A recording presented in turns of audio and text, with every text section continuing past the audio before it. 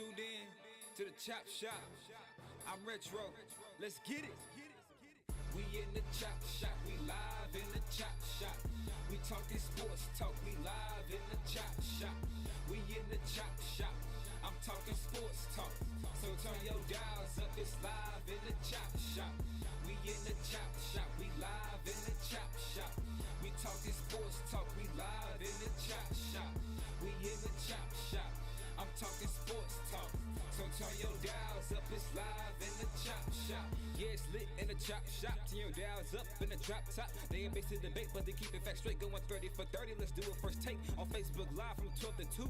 Rob Hatter and Jim Hicks going back and forth like Carter Ray and Skip Bayless and Stephen Smith. From on the court, off the court, straight to the field. Not a man that steals, but I made it steal. To the octagon where I fight to kill. We go face to face, then you write your will. I don't play tennis, but I bring the racket. I'm on the floor, I attack the basket. Put you in the casket when I'm overlapping. Never showing mercy, cause I'm always snapping. Never showing mercy when I'm in the arena. Step into the ring, he hit me as I beat him. Step into the court, I'm never backing down. Killing competition, I'm smacking down. Let me get back to the other stuff at the Chop Shop, cause they cutting up.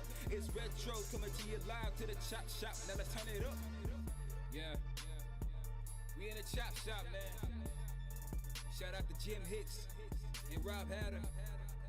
You can catch the Chop Shop live from 12 to 2 on Facebook Live. Let's get it. We in the Chop Shop. We live in the Chop Shop. We talking sports talk. We live in the Chop Shop. We in the Chop Shop. I'm talking sports talk. So turn your dials up. It's live in the Chop Shop.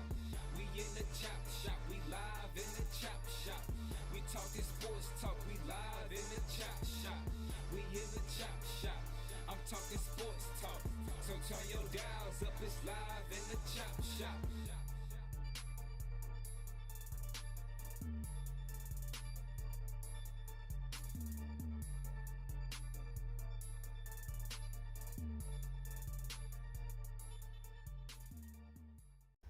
Welcome to the Chop Shop, the Midday Sports Happy Hour, the best 120 minutes of your day. And of course, right on cue, you have the hat and the hatter. What were you at, boy? What you doing? What you in the I'm trying to get you. I'm trying to get centered in the screen. Okay, I'm centered in the screen right here. You know what I'm saying? Yeah, I see that there. What Yeah. You snuck off somewhere. Man, I had to, man. Matter of fact, I've been to two places, y'all. I got a chance to. I had a meeting. I had to go to the combine up there in Indianapolis. It was cold up there. Then I went to Jimmy. Now I'm in Vegas. Had to do some stuff out here. Got a chance to see Bruno Mars, Silk Sonic the other night, Jimmy. And the tickets that I had, Jimmy, people were looking at me and saying, I know, and I was looking at them. We was like, who? How did you get these tickets? Because the tickets I had, let me tell everybody. Let me tell everybody right now. Man, it's good to have great friends. Treat people nice, don't burn no bridges, because this guy who got me these tickets, Jimmy, I met him through another guy. I don't even speak to the other dude no more, but me and this guy are good friends. So hey, y'all gotta be, let me tell y'all something. Y'all better start being a little bit more nice as people put all this crazy tweet that I've been seeing. Jimmy, I saw some tweets that I'm not too happy about. So he said I'm echoing, Jimmy. Jimmy, put on your. Let me see. Hold up. Let me see. I tell you what. Let me take this off. Take this off and see if that's better. Hold on. Let's see if that's better. You guys, better? I can hear. It's better for me. Now let's see. It's not about me. It's about them. Let's see if it's better for the boom boom room. You guys let us know how is Hatter sound now before we proceed and get this thing popping. Boom boom room. Jimmy, let me let them know. My laptop just went blank on me, y'all. So soon as the show comes on, soon as the show's over, I'm going straight to the Apple store and see what the heck is going on. And so I hope I'm not echoing anymore, Jimmy. They say it's a little better, and that's only for. They say it's better. Okay, it's better. Now, okay, I know what to do now. Hold on. Now, let me just cut your volume up now. Now you can speak. Let's get Let's get the popping. I got your volume up, so that means now we can. It should be a little bit better than better. No, you know what? I'd rather you turn the volume down on your set, the volume down a little bit on your actual device, because that's where the feedback is coming through. On your device, turn the volume down on your device. It's hard. So here's what we do. Here's what you do. Well, let me butter this cone. You back all the way out and come all the way back in. Maybe, okay, and let's see what that do. That's what we do. We wait on how he's gonna go all the way out, and then we come all the way back in. And meanwhile, we get you guys. I'll give you a lineup of some of the topics we're gonna cover today. We're going to talk high school basketball. We're going to recap the girls' state playoffs that took place this past weekend for the UIL, and as well as TAPS. Then we're going to also cover the boys. We're going to talk boys basketball, and that would be the boys regionals that took place, and we'll go around the whole horn and have us back at us in right now. And now we hopefully that sound has been rectified. Shout out! I see you guys that are chiming in right now. I see Rod Wells, Trey Phillips. I see Dale Griggs, Darrell Anderson selling the 7 Cs. Let us know what island that you're selling on or that you're heading to this week, Darrell Anderson. He virtually lives on a cruise ship. No, seriously, guys. Virtually lives on a cruise ship. Thaddeus Moody up in Chicago. Shout out to him. He said he was at the culture tour with Jodeci, Charlie Wilson, and of course, New Edition. It will be coming to Houston pretty soon. Todd Byerly, I see you up in there from down in Beaumont at Lamar University, chiming in on the Chop Shop. Darren Anderson says he's on the way to Cozumel, Mexico, while he's chopping it up with us on the Chop Shop. Odyssey Williams on the Dagwood. We haven't heard from Dagwood in a while. Dagwood, what's going on? Welcome back on the Chop Shop. Robert Risen, Alfio Veazey, Jameson Morrow. We up in here now. We're going to ask everybody to share the show, if you would. Share the show to your groups, to your timelines. I'm about to do it myself right as we speak. I'm about to share. I'm sharing right now. Let's get some shares in. And of course, yes, Ricky Scott, we are going to talk about those Hitchcock Bulldogs. And no doubt about it. And first and foremost, of course, this past weekend, we're gonna talk first. We're gonna go to the collegiate ranks. Well, and of course, first professional ranks. You were at the NFL Combine, right? Mm-hmm. And what was the atmosphere at the Combine? Because remember, they had a little pushback by some of the agents threatening to not allow their clients to participate, only in the weigh-ins, so to speak. And then NFL changed their mind and say, you know what, y'all come on, pretty much do what you want, but with some minor limitations. What's the atmosphere like at the camp, at the Combine? It was no rush back. I hope y'all can hear me. Gosh. We can hear you.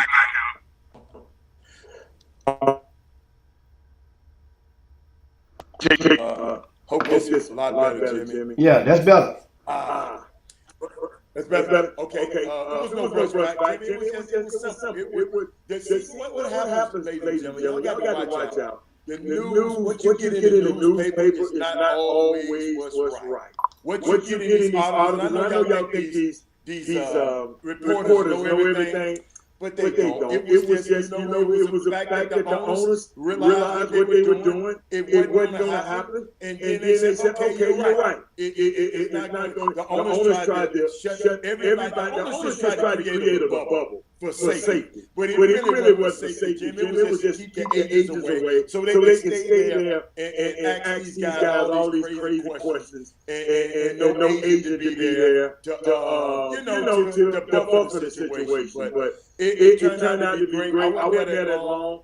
I just had a couple of meetings and I got on the plane, go straight out here on the West Coast and to Vegas. So that's why now my focus is here now. Those young guys, a lot of you guys made some money because we had some of the fastest time ever in history. So when Jimmy, you understand, a human being running the 40-yard dash at 4.2.1 seconds or 4.2 anything is Jimmy's it's like running faster than a cheetah.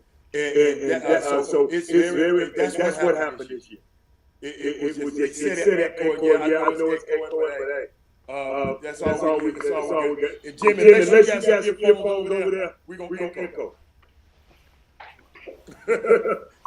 Oh no, let's see if we can keep going. So now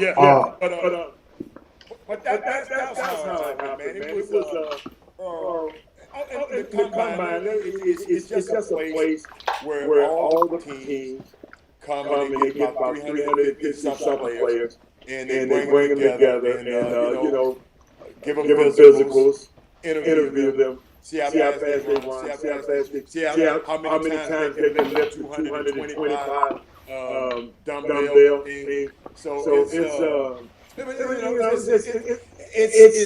it's boring for people like me because all we sit in a hotel because we can't participate in the actual building. We have to go by what our scout friends tell us happened at the event. They don't allow agents to go in.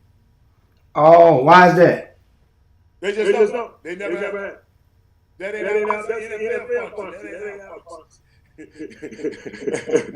So we just go in the hotels. As soon as our guys finish, they come and talk to us and let us know what's going on. That's all. Yeah, and so now Lamar Jackson made his way to the news on a comment which he quickly came and tried to clarify regarding the status of the black quarterback or the perception of the black quarterback in today's NFL.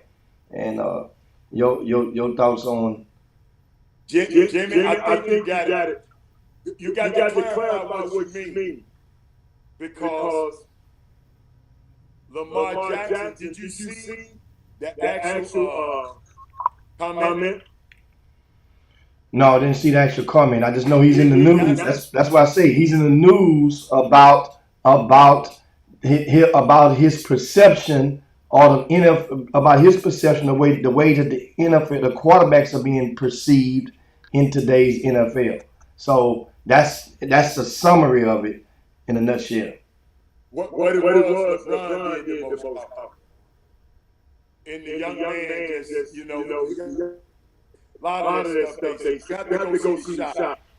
I didn't see all of it, but I would have had the video for you all if I was could help the show. But it was much to do about nothing. LeBron and Maverick them took that angle. And Adam Schefter, matter of fact, I got it.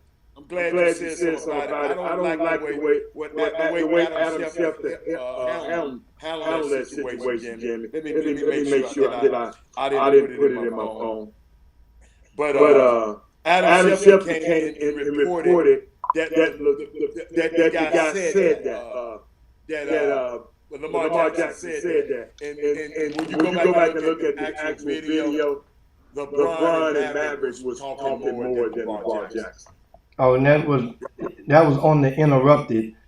It was on, but I didn't listen to the whole thing. I caught maybe a snippet of that on the news as a result. But that's for also this past weekend, NBA action took place. We just tuned to the Chop Shop. Welcome, of course, Jim Hicks. This is Robert Hatter, and we are your midday sports happy hour, the best 120 minutes of your day. NBA news, a good set of games yesterday. And there were a couple of teams that actually were over the weekend, so to speak. You started off with the Lakers with another win, a rare win over Golden State this season. LeBron James, 56 points, a career high as a Laker in that win. Golden State, after that game, had lost 8 of their past 10 games. Any reason for concern for the Warriors right now? Not really. The reason I wasn't concerned about it because Draymond Green is not playing. And when he plays, it just adds so much. I mean, I know we always talk about he's not that great of a player, but this particular team, he has so many nuances to their team. The defense, he called all the signals. And the only thing, I mean, Golden State just losing in key moments of the game. And those key moments, Draymond make those plays to help those. These guys ain't getting blown out now. These guys is losing in key little moments of the game, Jimmy. And Draymond Green will help. I ain't saying he's a magic man, but he will help them a whole lot. And that's why. Hey, do not text me and tell me I'm echoing. I can't do nothing about it. Please, Jimmy, some people texting me talking about I'm echoing. I can't do nothing about it. I don't have control. So just try to get what I'm saying.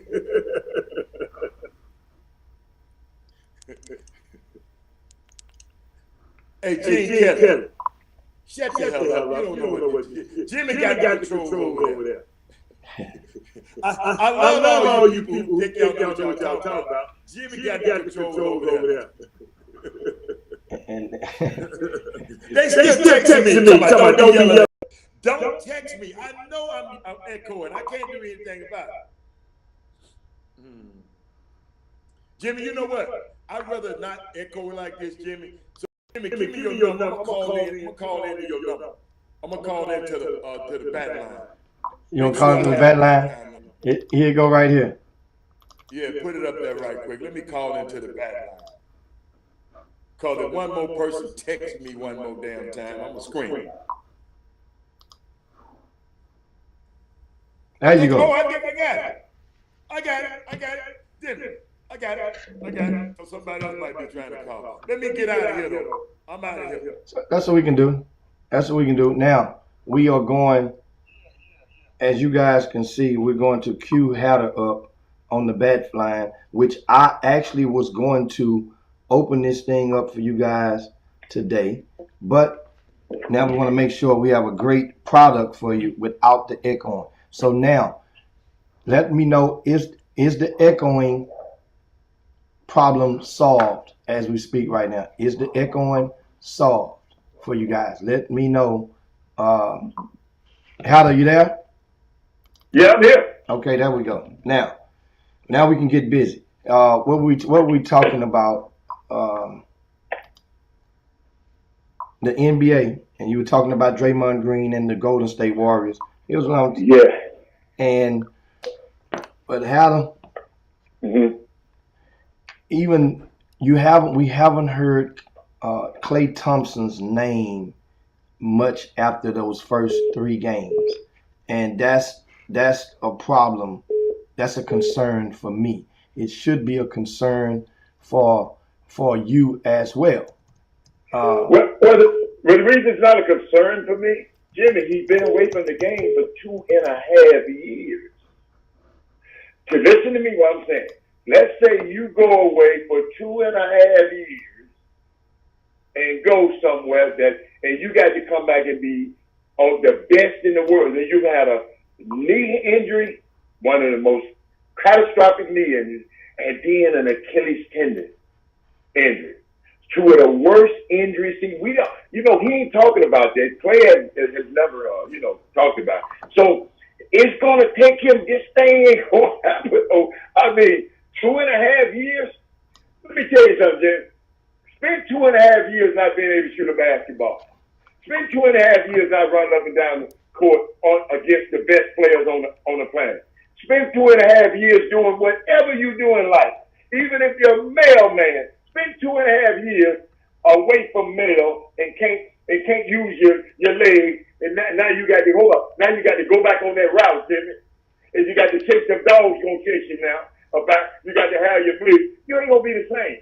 So that's the thing that I'm looking at. Like the game they played the other day. That game was winnable, 124 to 116.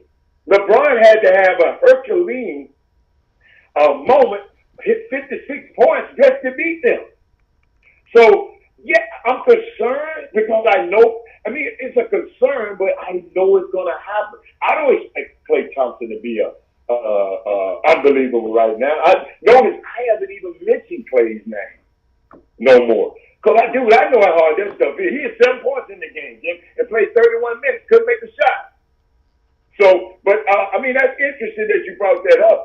I mean, you know, Jimmy, the reason I think they'll be all right, I like the position they're in. I really like it. And out of the West, I don't know who's going to win this thing. I'm going to just tell the truth. But I hope that answers your question. Well, I mean, and Clay, of course, is averaging about 16 a game this season. And he will not play tonight when Golden State takes on the Nuggets. And, right. And so he's not going to play tonight. So it's load management already, you know, and this wasn't a back-to-back, Hal. They played on Saturday. They played on Saturday. Jimmy, that man's leg messed up, player. Don't y'all? I'm trying to make no excuse, y'all. Y'all got to understand. Being around athletes as much as I have been, man, these injuries, trying to come back and play. Now, if he tried to come back and go to the Y, he'll be killing.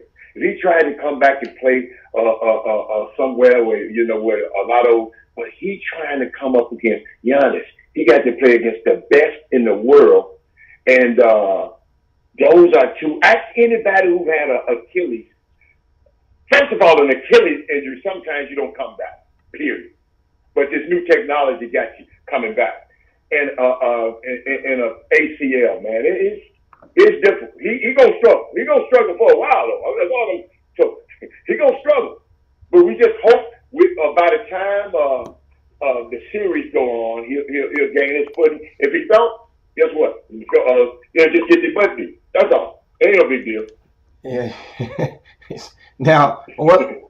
Now, of course, we're talking about Golden State Warriors, and we'll see, of course, the Warriors as it stands. Once again, they will take on the Denver Nuggets, and your Golden State Warriors are still in second place, tied with the Memphis Grizzlies, who yesterday suffered what is definitely an upset against the Houston Rockets on the road on yesterday afternoon.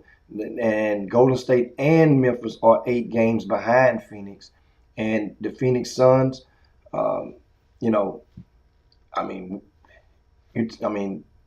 without Chris Paul, I think they're still faring pretty good despite not having Chris Paul in the lineup. They lost. It was a great game on yesterday against the Bucks, and but no Chris Paul, nor was it Devin Booker.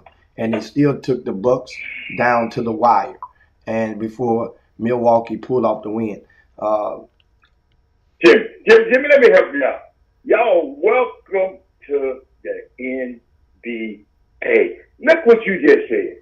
The worst team that I've seen put together in captivity is the Houston Rockets. And I'm going to repeat that. The worst team that I've ever seen somebody put together in captivity is the Houston Rockets. And I'm sitting there saying, let me see. I'm sitting there thinking about it right now. I'm sitting there saying, wow. And they beating one of the hottest teams in the league, especially in the West, but in the league, the Memphis Grizzlies. The NBA, man, is just weird like that right now, man. I can't explain. I mean, y'all I know y'all was saying, well, he got to go beat. Think about it, y'all. Everybody that had one of these crazy losses. Everybody that had a few of these crazy losses this year. It's just the way it is. It's just the way it is. We just got to accept it. That's just how it's going to be. It's all good, though. And speaking of all good, Miami Heat picks up a good win over the Philadelphia 76ers. Of course, James Harden did not play in that game, but Miami had Jimmy Butler back in the saddle, and they remain in first place by 3 games over Philly in the Eastern Conference. This Miami Heat team won 8 winners of 8 of their last 10, and they're rocking and rolling right now.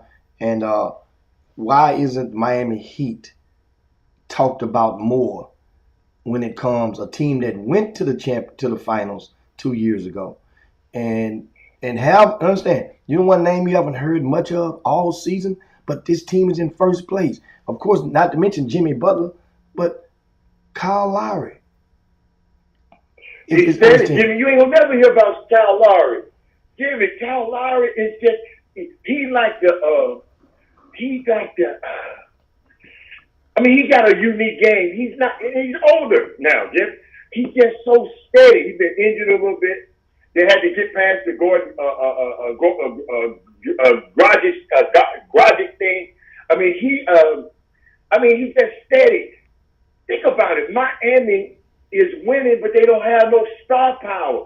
Y'all ain't thinking about them because they ain't got no star. LeBron them losing. Got one of the worst leagues, and we talk about LeBron every day because he's a star. Stephon Curry, you just say Robert, but they gonna talk about Steph because he's a star. John Morant is a star. Ain't nobody want to see nobody down there in Miami. What, Tyler Hero? Kyle Lowry ain't never been a star, so I mean, it's just Jimmy. This is a star-driven sport. If you don't have no stars, ain't nobody gonna talk about it. That don't mean you can't win, but you got to have a star. And well, Jimmy Butler is super. Not a star. He's a star. Not a star. Yeah. Why would you say Jimmy Butler's not a star? He's a multi. Hey, Jimmy. I got a question. It's a difference between star and superstar. Okay, that's what I mean. Jimmy, look at the names I mentioned. I noticed I didn't mention but two names. Stephon Curry and LeBron James. He ain't on their level. So, and John Morant. Jimmy, but people want, let me tell you something. My nephew lives in Corpus Christi. He drove all the way to Corpus Christi just to come see John Morant. I can call him right now. Would you come and see Jimmy Butler? He'll say, hell no. That's the point I'm trying to make, though. Who coming to see Jimmy Butler? Are you gonna put on you gonna put on one of your nice hats to go downtown to come see Jimmy Butler? No, hell no. If you're telling the truth about it. Jimmy Butler is part of he's in the cum laude of the NBA. He may not be magna cum laude, but he's in the cum laude of the NBA. He's one of the top 20 players in the NBA right now today. Jimmy Butler. Jimmy, I'm not going to see him though. That's the point I'm talking about. Yeah, but guy going to see him and getting it, understand that's marketability, and that's on Jimmy Butler. But you asked me a question. You asked me, man, why people ain't talking about them? Ain't nobody talking about them because this the same dude. This the same dude that was mad because he wasn't showcased in the All-Star game, I guess, and he left early. Got fined. I don't know if you remember that, Jimmy. He didn't do no press conference after the game. He just, everybody got a certain obligation they have to do right after the game. This man went straight to whatever the hell he wanted to do, get on the plane, go, and he got fined for that. So guess what? But guess what? Adam Silver see that. The league see that.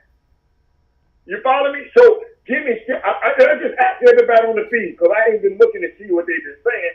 But are you gonna come and see Jimmy Butler? I mean, if be real with it, that's all I'm saying. No, I understand. Like I said, it's the marketability, but at the same time, what he's done on the court and what he's done, his body of work in the recent now. Like I said, taking them taking Miami to the finals without Kyle Lowry. Lowry was with Toronto at the time. Then going on the USA basketball team in the Olympics and rising up into one of the key options on the Olympic team. And to that's kind of like was a telling factor for Jimmy Butler. But the thing is, everywhere that Jimmy Butler has pretty much been, Jimmy Butler has put his fingerprints on that program, and even in Philly, it just didn't work out with him and Joel Embiid. But I did not say Jimmy Butler wasn't a good player. Not one time, Jimmy. I didn't say he in the NBA. I don't do like other people call people trash, call MVPs trash. I don't do that. I've never said he was trash. I just mentioned three names that I don't care what's happening, people are coming and see. That's all I was trying to get. And people are there. Jimmy don't move the needle like that. That's all I'm saying. That's all I'm saying. I didn't say he wasn't a good player. He's an all-star. But guess what? Your question was why people ain't been talking about the Miami Heat. And here they gonna talk about them for. I mean, they're in first place, and that's what I'm saying. Ain't nobody talking about it because guess what they said? When all said and done, they might not be. So, cause they in first place, give me a player on their team. I'm gonna tell you who's been killing on their team. Tyler Hero. Tyler Hero has been doing well this year and last year. He was a rookie when they went to the. I thought we talking about this year. Yeah, we talking about this year, but at the same time, that whole team, the team has been doing well. The entire multiple players on that team has been doing well, and then you got a guy like PJ Tucker been playing his role. He doesn't even have to score points no more, which I'm not sure if he could unless it's a three ball, and every now and then getting a random a putback. But the components when they were in the bubble, Miami Heat, they nobody saw them coming. Of course, with all things considered, the bubble, the pandemic, in Orlando, they make it to the championship. So that means now at this point, when you've showed their punch, and you come back this year, they're right in the saddle again. And as they're in the saddle again, team, Jimmy, a great team, great organization, great coach, great GM, great owner, great. I expect them. I didn't. You said so. I tell you what. Put it on you. How come you ain't been talking about it being all year then? Well, with the Miami Heat, I'm just not a really big Kyle Lowry fan, and with Jimmy Butler, it was the same thing as before. Jimmy Butler, he's from H-Town. He's probably, of all of the players in the league right now from Houston, he's probably having the most of the active players right now. He's probably having the most success, without question. So I'm thinking that's what I guess the root of my thoughts is like. Man, even H-Town is not just galvanized and saying, but at the same time, that's on Jimmy Butler, because for example, if you remind people where you're from, like a lot of star players do. For example, LeBron is going to take out the time every now and then to remind you where he's from. No matter where he is, he's going to remind you every now and then that he's doing it or he's representing, or send a little shout out to his people there. When the last time you heard Jimmy Butler say, shout out to my people out in H-Town? He'll say Tomball before H-Town. And even guys that don't even play anymore, like Kendrick Perkins, would shout out, and he's going to rep his 409, but he'll give a shout out to H-Town. So that comes from, it reciprocates as Jimmy Butler goes and embraces that shit and become more, I guess, like I say, he picked up a couple of extra commercials that he did not have before in the last year or two. But that team is just not as sexy. We're talking about the Miami Heat. Now, Adam, moving on. Oh, I got a question, Jim.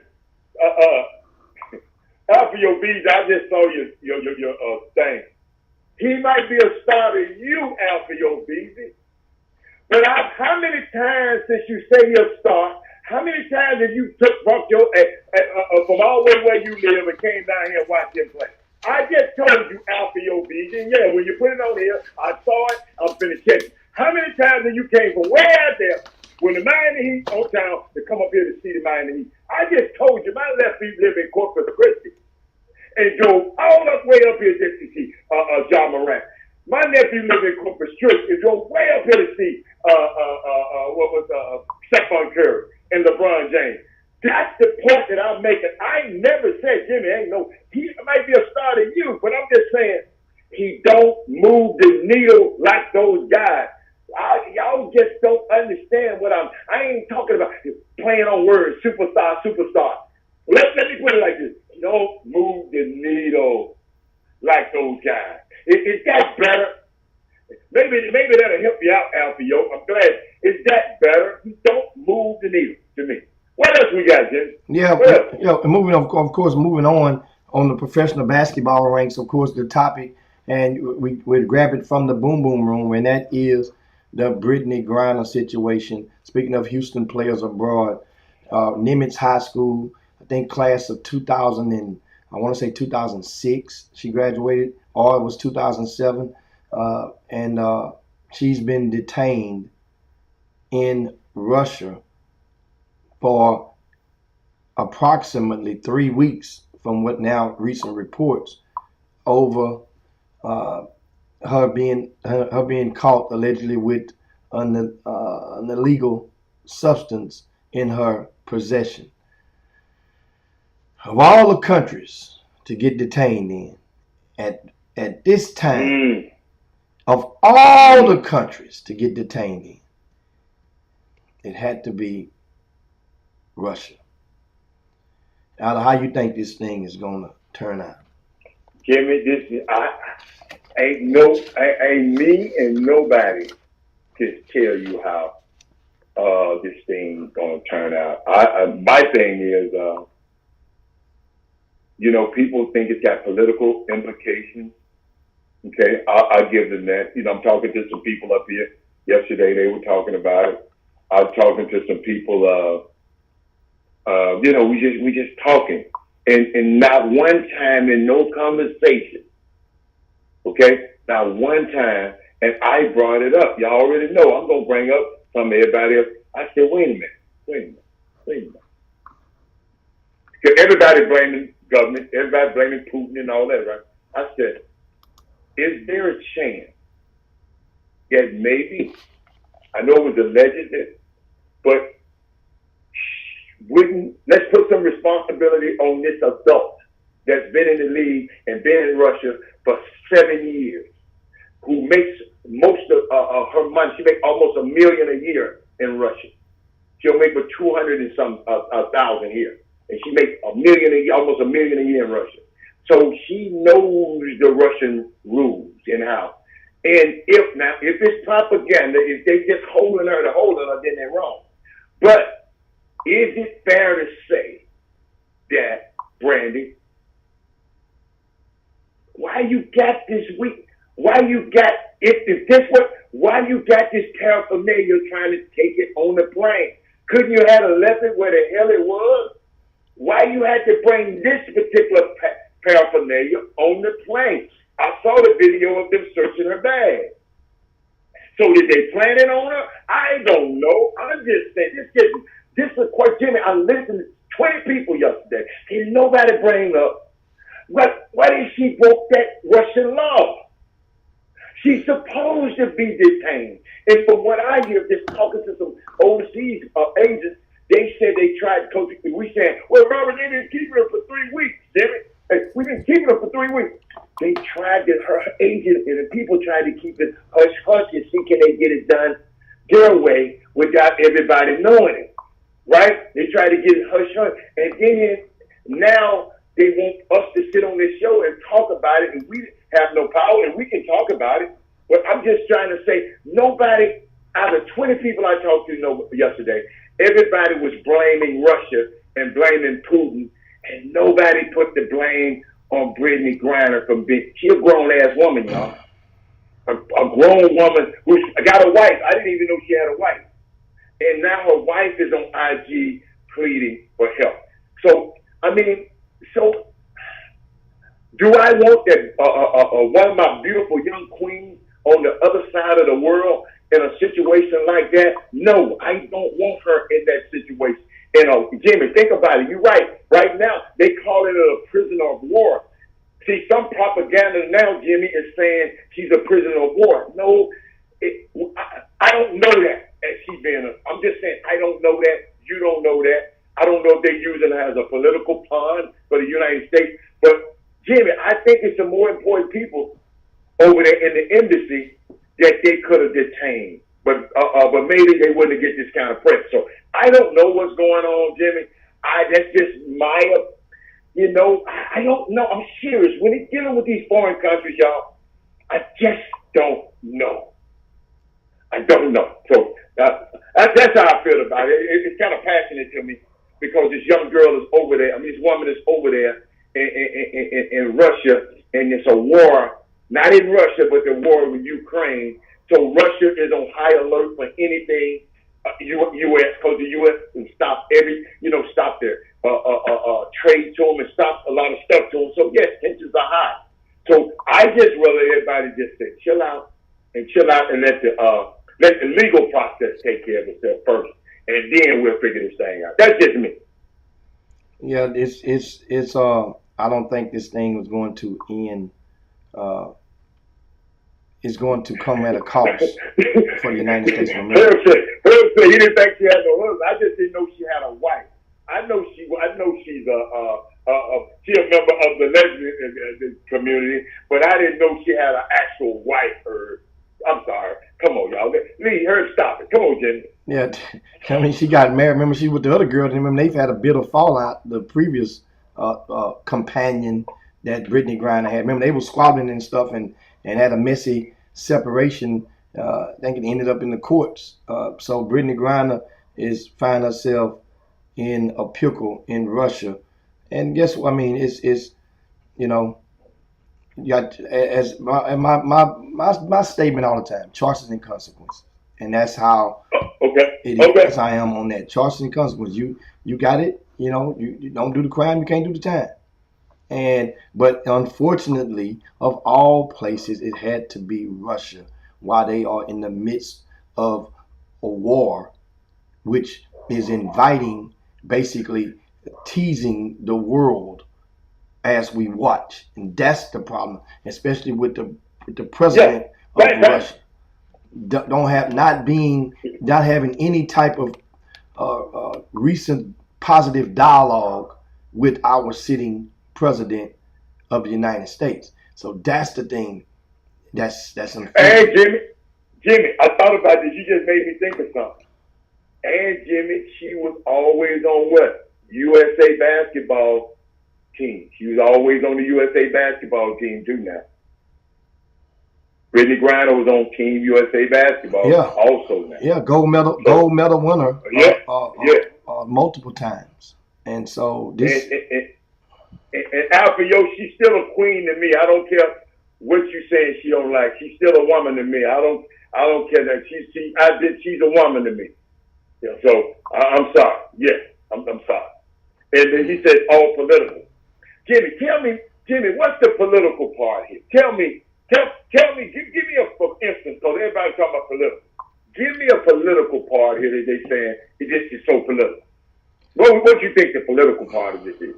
Well, I mean, I think that people, because the timing of it can easily be attributed to, remember, the USA just made threats toward Russia just a week ago. So USA had to understand, we just found out Brittany Griner, the general public just found out Brittany Griner was locked up last week. The United States of America, they had to have known. There was no way that the WNBA did not know that Brittany Griner was locked up 2 or 3 weeks ago. It was virtually impossible for them to not have known, that she was locked up. So my point is, the political part is, that means, when did Russia invade? They invaded. Brittany Griner was locked up before Russia invaded Ukraine. If she had been locked up 3 weeks, this stuff had been going on 3 weeks. So the political part, as I mentioned, the timing of it makes it nasty. But this is basically people saying political because USA and Russia are not inviting each other to the family dinner or the cookout anytime before this happened. Definitely now. So that means the tensions are higher.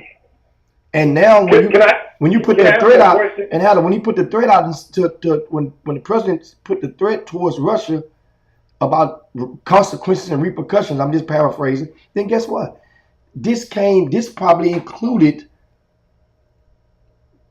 or enticed Russia to say, you know what? If we was thinking about letting her off easy, letting her go, it ain't happening now. You want to play? So that's the political part could be of it. That's the only thing I can see of it. And Jimmy, 2 other stars to her question, he said, was she leaving or coming out the country? She was leaving her coming back to America. She was trying to get out. Like Junquil Johnson, or Mike Jackson. It's a few of the other stars got out of there, but all of them they was told to leave and get out of there. But as Brittany was exiting, and the other lady was the MVP. Hold up, the John Quayle young lady. What's her name? Somebody put her. She was the MVP of the WNBA Finals last year. So she got political clout too. Why did they detain all three of them? Why just Brittany? Jimmy? Because all of them girls played in Russia. Well, and the other two got out. I forgot the other one's name. The other girls did not have the substance in their carry-on. Jimmy. So it's not. Thank you, Jimmy. I'm glad you said that. So it's not being political. If she broke the law then. So what they supposed to do? Let her go if she broke the law? Tell me. They supposed to just, this Brittany Griner. You know the rules in Russia. We just gonna let you go because you Brittany Griner. No, y'all don't happen that way. Don't happen that way. She shouldn't have had that. Timmy, is that hold up. To all of you people, is that stuff that good that you got to take on the plane? Man, I'm nervous. I check my bag every time just to make sure no firearms and all that kind of stuff that just I ain't just hid nowhere. I had in the gym bags and nothing. Dude, you can't do that, man. See, Jimmy, something that'll make me feel better. If I say they targeting Brittany Griner, it's guess what? They planted the stuff on her, so we're gonna detain Brittany Griner. Then that'll sound better to me. But the other girls got out. They just as big a stars as she is. Why didn't they get out? I mean, why they got out and she didn't? She just, and somebody said she had that good smoke. No, man, can't you get some good, all this smoke they got over here? Oh, man. Yeah, Jimmy, man. Y'all, hey, listen, I don't know what happened. Y'all, I'm just speculating now. I don't know what happened. I want her to get home safe. I've been to Russia when it was nice and cool. But it ain't nice and cool to be in Russia right now, Jimmy. Jimmy, all them guys, hold up, Jimmy, hold up. Speaking of Russia, so it's an athlete now who played for Russia. He left a black male. He came back home early. Guess what the Russian team said? Man, we suing you for our money. They want their money back. They suing him, huh? Okay. Yeah. Dude, it's crazy. It's hard out here in these streets, y'all. It's definitely. And, of course, 48 minutes past the hour, the Chop Shop, your midday sports happy hour. We want to ask everybody if they would be so kind to share the show to your groups, to your pages. Give us a thumbs up if you're on the YouTube feed right there in the Boom Boom Room. Shout out, I see all you guys over there, Kim Jackson, King Sticks, Kenneth Gamble, and he says that's a long flight. How she needed her medicine. Talking about the Brittany Griner. Okay, I got it. Okay, Jim. She ain't got no medicine in that shot, though. I mean, that's so. It's unfortunate, of course, Brittany Griner. We know one thing about it. I wonder if they. I hate that, man. I'm seriously. I don't know how the jails and what type of situation she's in as far as her confinement in Russia. I've never met anybody that's had a conversation about Russian jail. I just hope that it ends well for this young lady, and of course they can probably negotiate some probation for her or whatnot, and of course she probably will. But if she gets a case, I don't know if any of you guys are attorneys out there. Doesn't that affect her visa or her passport? Oh, yeah. If she gets a case on international waters? Jimmy, it's a lot of stuff that can go on with that, man. This stuff is serious, and that's why people come up politicizing it and talking about. I'm hoping. Listen to me. I promise y'all. I'm hoping we find out they framed her. I just hope she wasn't that because I'm not gonna call her dumb. I just hope that she was that not smart enough to not try to take those things on the plane. And that's my biggest, that's my biggest concern. I don't care what kind of oil it is. I just hope if it was illegal over in Russia, and she's been over in Russia for 7 years, Jimmy. So I'm not gonna be here naive and say, well, Brittany just didn't know. Brittany doing a whole lot of things we probably don't even know about. So, Jimmy, bless her little heart, but I still don't want nobody incarcerated. That's the worst thing in the way. Because guess what? It's the worst thing in the world for any human being being incarcerated. So I just shout out to her and send out prayers out to her. Let's instead of just talking about it, let's send out prayers out to her.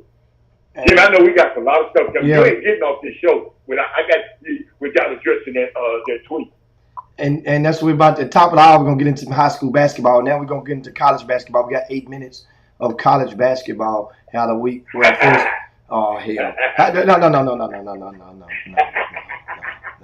You're not going. I got what you laughing for? What you laughing about? What you laughing about? TSU won. Hey, my mighty TSU won this weekend. Who won this weekend? My mighty TSU Tigers won this weekend. That's indeed. That's the game I thought you was laughing about. That's it. Okay, I thought you were laughing about another game. Texas Southern Tigers beat Prairie View in a very, very entertaining game. Guys, I was at that game, and I've said it 100 times, is that a lot more grown up should feel obligated to go and take some of these young people to an HBCU basketball game. The experience, even in a football game, of course, especially TSU and Prairie View.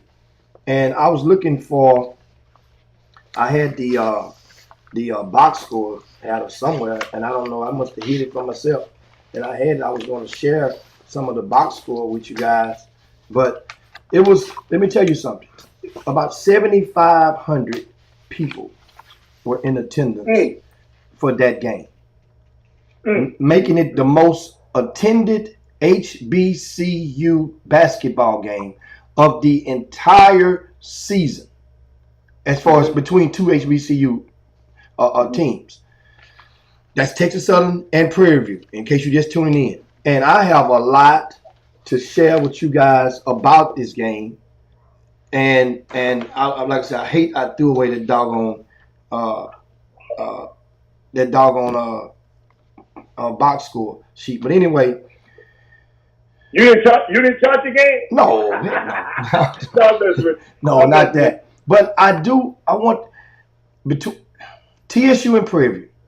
Remember, for the last couple of years on the Chop Shop, we've been advocates. We've been consistent in our efforts to basically plead with the SWAC to consider modifying their schedule to take it back to the old days for when TSU and Prairie View would be able to play both of their games while school was in session.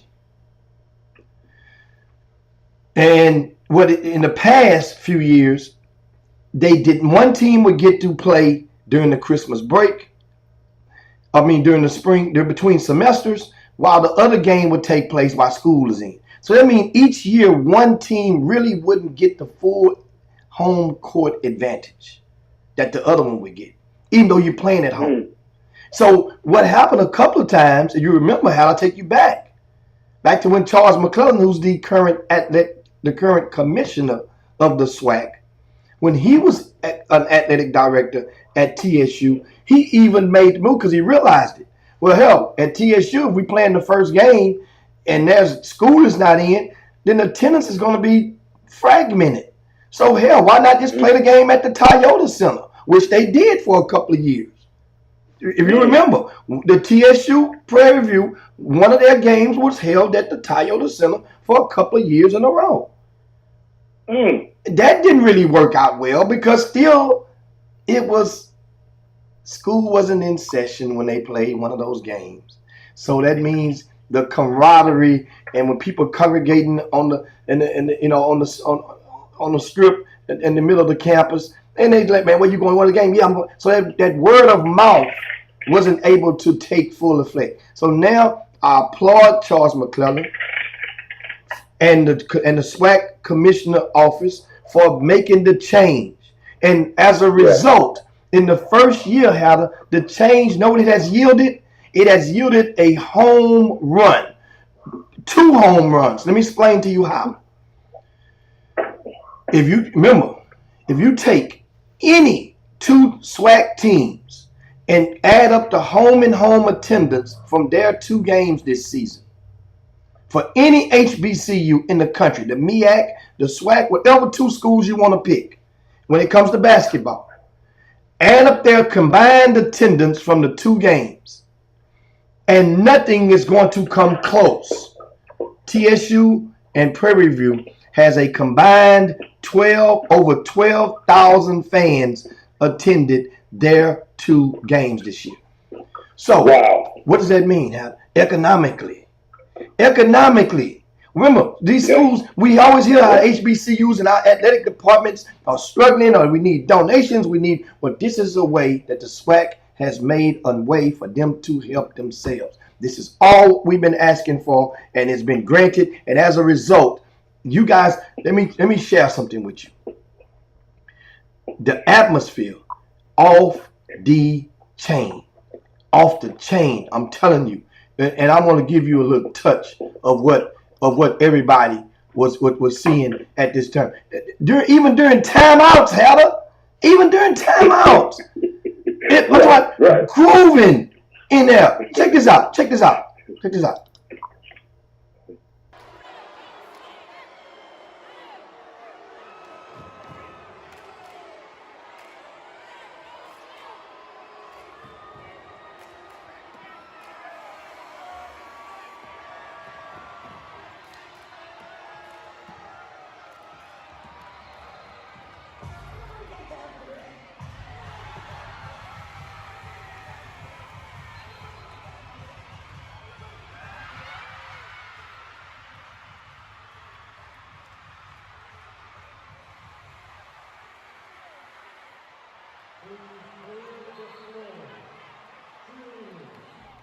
That atmosphere.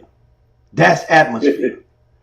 That's TSU and Prairie View in 2022. And again, I want to shout out. I'm glad you mentioned Charles McClellan, where VP Vice President of Athletics Granger followed suit on what Mr. McClellan was doing and implemented all of these things you're talking about. Because I guess me knowing the insides of the a little bit of the program now since I've been calling the game, and I missed that game out of all it, but I had to do what I had to do. But let me tell you something. Shout out to the and Dr. Young, man, over there, Lisa Crumpton Young, the new president. They got a new vision over there, and I know, and I didn't realize the vision until I got in and saw it. So what I'm gonna do is try to it's some exciting things, Jim Hicks, that's happening in your alma mater, man, that people have no idea about. And I just hope parents just visit. I ain't telling you got to go there. You owe yourself a visit over there to check and see what's going out over there in Third Ward. It's unbelievable. They got new leadership. I'm telling y'all, man. It's like you know how what's the name of the team? Tom Brady's team, the Tampa Bay Buccaneers. They were mediocre the year.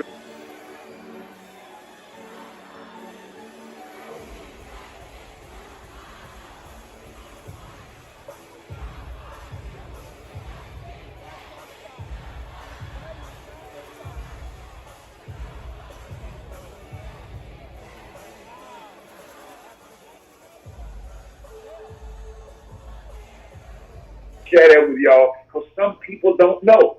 Jimmy, some people don't know. That atmosphere was planned for y'all. Because y'all got to remember, I was at the Prairie View game. The Prairie View game, Jimmy, guess what? they couldn't have with 70-some% capacity. They couldn't have full capacity. They had to turn about 2,000 people outside. They couldn't get in. They couldn't operate at full capacity. A month later, after that, Houston, TSU are able to operate under full capacity. What do you think about that? It would have been more people. But I'm reading these comments, man. They say whose sons was that at the end doing those flips? But Prairie View. Let me show y'all this again. Listen, whose sons was this? Watch this right here. Watch this right here.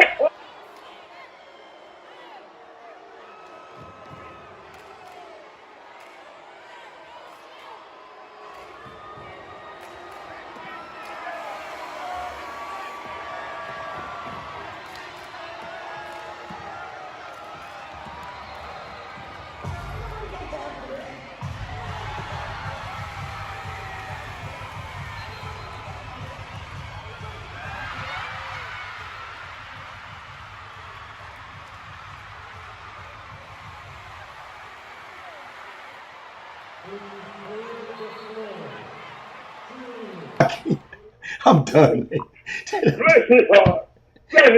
Say, man, hold on. So think about it. That means somebody's parents saying, "My son got a game tonight." Oh, your son at TSU playing Prairie View. My son, I go check my son out. They play Prairie View tonight. Or they play TSU tonight. So somebody's parents probably was in the grocery store and misled somebody that make them think that their son was an athlete. Slow down, Jimmy. You gonna go to hell. Slow down, but keep going. Slow down. Oh my goodness. No, and Sonya Billingsley says that's called a death drop. It's called a death drop. So they got a name for that then. That move.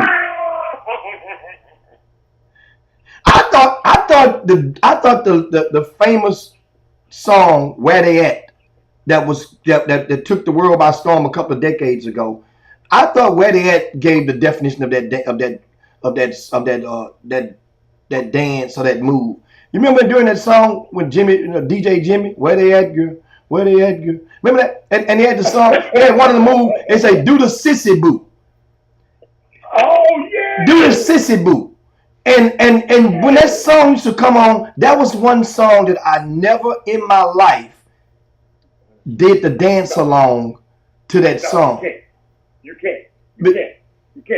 I never did the dance along to that entire song. Now we all might have did the clap or when they got to one part. But I've seen numerous guys, even way back then when that song first came out. And I was my street instincts would look, and I would see guys be doing those dances. Do this, do it, baby, stick it, baby, do it. Regular guys. Yeah. And you look on the dance floor, and them guys, because they get caught up, they don't realize they feeling so good, and do the sissy boo, and they start doing the sissy boo. Do the sissy boo, and they start doing the walk. They do the walk, and they do. It's a sissy boo dance. It's when they put their finger in the air and they walk with the hand on the hip, and they doing a little twist. That's a sissy boo. I ain't never seen no dude do that though. Yeah, you guys saw it. Y'all tell me that. If y'all have seen somebody to do that dance back when that song was out, the New Orleans bounce. Jimmy, I got a question that has to be. Because I ain't never heard the song, right? Who on the screen that heard Anderson .Paak song called "Smoking Out the Window"? I can't wait to see it come. Jimmy, Anderson .Paak was singing this song. I ain't gonna lie, I was looking around and the women were seeing it. Ladies, y'all know I love y'all. How can you just let a dude sing a song called it, using the word B-I-T-C-H, and you singing along with it? Y'all got to help Jimmy. Y'all got to help me with this one. Jimmy, I was sitting there looking around, and women were singing the song. I guess they said, well, it's okay. I mean, it's Anderson .Paak. He can say, I don't know. Y'all got to help. Y'all got to help. And how do I say? I got a question. Hang on. I got another question, Jimmy. after this question, y'all help me out. Now y'all know I'm all for women empowered. I want my daughter to be get what she wants as a woman. I don't want her doing work and getting paid less than a man. I don't want that. I don't want that. Right? And I always advocate for women. But Jimmy, I saw something this weekend that made me say, and y'all got to help me with this. I passed by Excess Club is in the Encore in the Wind, right?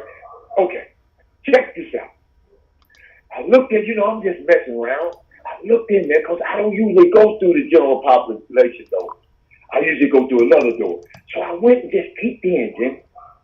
It had a sign that said $30 for women and $60 for men. I'm going to repeat that. $30 for the girl and $60 for the men. Now, Jimmy, maybe they trying to help the disparities of women being paid less, but I don't think that's the issue. Jimmy, why y'all help me, y'all ladies? I listen, I just saw this last night and I wanted to get it from y'all. Oh, I just want to get it from y'all. Y'all think that's fair? Because the other thing's not fair. Women get paid less than men, but some of y'all get paid more than men. But I know a couple of them. But Jimmy, I'm sitting there laughing. I said, $30 for the women, $60 for the men. Is that fair? Somebody help. Y'all help. Yeah, back in here, women get it put up for free. If Jimmy, if I have a party, women ain't gonna pay a quarter. Women get it free and all my stuff. I don't never charge a woman. Yeah, but I just want to know. Talk to me, Jimmy. Yeah, I mean you was a club owner. Yeah, tell me what. You do that. You regulate. You want to stockpile and have the ratio. That means entice the women to come. You're giving them a discount. They're half off. So basically 50% off for women to come in. So that's okay. It's normal in the business for females to get breaks when it comes to admission to or entrance to a lot of engagements and gatherings. The females going to get in most cases in when you're talking about in this country, the females are going to come first, and that's I don't think that the men that would have a problem with that would probably know how to do that sissy boo dance pretty good. But Jimmy, but when we pass by there, you just seeing the sign. I was really talking to the women. Women, y'all like equality, but guess what? So I guess it ain't up to the women, right? That's what you're saying. It ain't up to the women. It's the club owner. You gonna let pretty women in place. I guess that. But I just thought that was odd last night because I never seen that sign. But because it's not as crowded as it usually be, I guess on a Sunday night, you can pass by the club and you can see the sign as you passing by. I said, what the hell?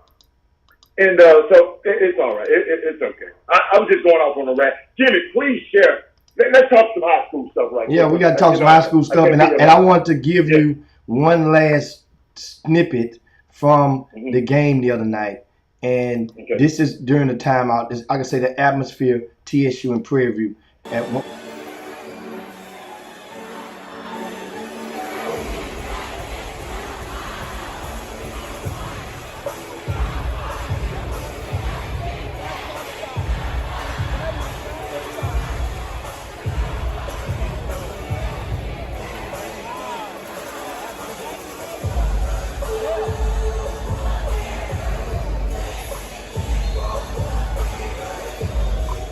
Now, hope we didn't get tagged for the song. I tried to. I hope it was less than 10 seconds once they started playing the song. So we'll see. But anyway, I just wanted to I felt compelled to share that atmosphere with you guys. So now you see TSU and Prairie View.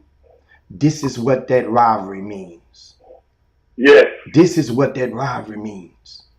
And a lot of those guys on the floor that was on the court, you probably wouldn't even recognize them from their high school days because their bodies change, going from boys to men. You would know Carl Nicholas, which goes. He actually calls himself. What's his whole name? Jordan Carl Nicholas. Yeah, we knew him as Carl Nicholas from Dawson High School 5 years ago. But now it's Jordan Carl Nicholas. You wouldn't know him if you saw him right now. You would not know the kid from Marshall High School. What's his name? Walker. Oh, John Walker. You would know if you saw John Walker right now. He took Marshall to the state tournament in 2017. You wouldn't know him if you saw him right now. If you saw him, you hadn't seen him since high school, that Thurgood Marshall High School, you wouldn't know him. You wouldn't know Jeremiah Gambrell. If you walked up to him, he walked to you right now, you would say, boy, look at from boys to men. And in that game, of course, Jeremiah Gambrell had 27 points in the unfortunate loss for Prairie View, from whereas TSU prevailed. They were down 9 points with 2 minutes to go, and Texas Southern won that game in regulation. That's how exciting it was down the stretch. And man, I'm talking about the atmosphere. And TSU now, you would be meeting the team, I think, in Birmingham. What's up next week? They're playing, I think, Jackson State in the first. Texas Southern is the number 2 seed. So technically, I think TSU, they won first. They are co-champions of the SWAC.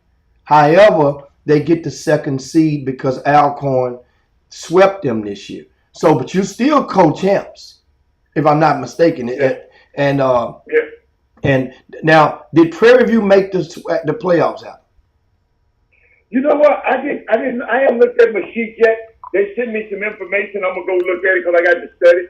Because I'm gonna be studying. I'm gonna leave straight from out here, but I'm gonna come home and I'm gonna come home and then I got my bags already packed to go there. So I'm gonna come home, pick up a bag, and then go back to the airport. So I don't know yet, Jimmy, but I'm gonna study it a lot on the plane when I'm headed back. So hey, I'll be in the SWAC, Jimmy. I'll be at the SWAC. Jimmy, I never thought I'd say this. I'll be at the SWAC championship next week in Birmingham, Alabama, representing Houston, Texas, and Texas Southern, and the Chop Shop next year. Y'all know I'm gonna take y'all with me. Hey, whenever I go, y'all go. The Chop Shop is like Bruno Mars know about the Chop Shop right now. Bruno. Hey, Bruno, I was sitting so close, the sweat off of him can hit me. So, yeah, he know about the Chop Shop right now. Yeah, so Prairie View. Let's get off top. And Prairie View did make it, Hal. They made it as an 8 seed. Then they will play Alcorn. Okay. Texas Southern will play Jackson State. Southern and Grambling, they're the 3 and the 6 seed. And Florida A&M will play Alabama A&M. That's the 4 and the 5 seeds. Only the top 8 of the 12 teams make it to the SWAC tournament. It will start on March the 9th in Birmingham, Alabama. Now, as you guys noted, sorry for the delay. We'll finally get dead into it, and we will talk high school basketball. And a lot of high school basketball. So now I'm going to give you guys a second to share the show. If you haven't done so, you can share the show to your timelines, share the show to your groups, to your pages. Let's get this thing popping from this past weekend. A lot of high school basketball took place. The regionals, we start off with give the juicy stuff. Well, first let's go with the taps and get taps out the way. Let's give a shout out to Grace Christian Academy, right? Grace Christian Academy. They are they successfully defended their state championship, and they won it again this year by winning it again this year in the TAPS Class 2A. So that now they are the only team from the area who have won a state championship in TAPS this year. This was a disappointing overall in regards to, because we're so used to producing at least 2 per year. I'm trying to, somebody, maybe one of you taps aficionados can go and check out when is the last time only one team from Greater Houston won a state championship in boys basketball in 1 year.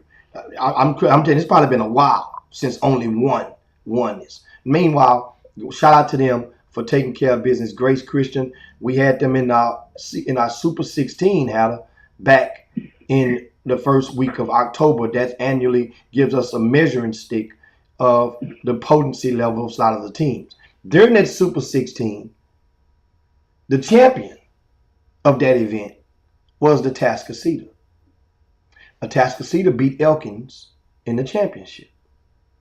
And while doing so, it was a good game, but Atascocita showed us at that time, we got introduced to a young man, Landon Joomla.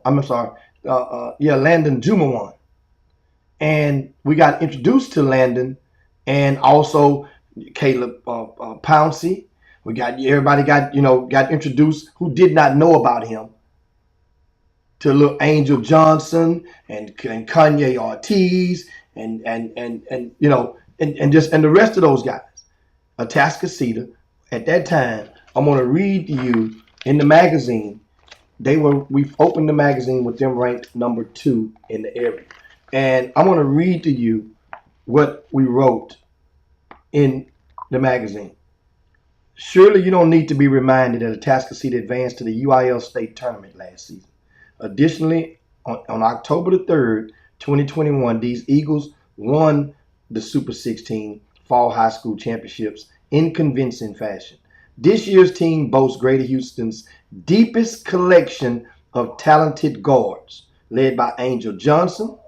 More importantly, they can really shoot the ball with above average accuracy, right? Those sharpshooters include senior Pierce Marquez, right? AJ Angst, Gabe Akay, Connor Miller, and David Martinez. Each game, there will likely be multiple players who finish with at least 1 3-pointer.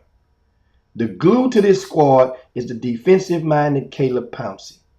However, there are 2 additions to the team, and both will be key contributors on both ends of the floor. Landon Joomla, transferred from Humble High School, he was an all-state selection as a 10th grader when he was in Hawaii before moving here as a result of the pandemic. Remember, that whole island, that whole state shut down and was really strict on, so he moved away to Texas. His family did. And so Kanye Ortiz transferred from Pasadena, where he was a first-team all-district selection. This Atascocita team was a team that I had projected was coming out of this region in 6A. I said they had the best chance. It was wide open to many folks, but people knew. That's just that because you just want to see something new. Atascocita is back in the state tournament for the 2nd year in a row. They won it last year. They lost to Austin Westlake in the semis. So now this Atascocita team, they will face Duncanville in the first round. Atascocita and Duncanville is in the Class 6A, that is, semifinals. That game will take place on Friday evening. It will be the last game of the day at 8:30. Duncanville, Atascocita.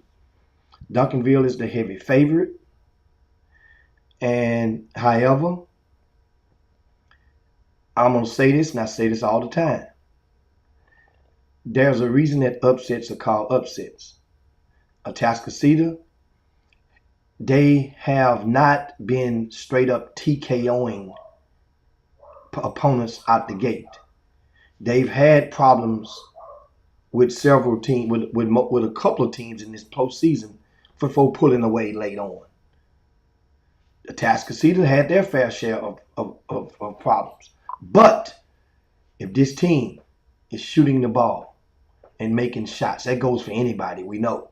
But Atascocita doesn't have no one guy that you can just screw on. Caleb Pouncey can play his way into a Division I scholarship with a grand performance against Duncanville. I say this again. Caleb Pouncey, he's about 6'7". He's one of the top unsigned seniors in Greater Houston. He's wiry, he's long, and he plays long. He buys into the concept. He doesn't have to score a lot of points for this team to win. But what he would have to do, he would have to get a lot of possessions for Atascocita, because possessions is always important if you're playing against Duncanville. They are very long.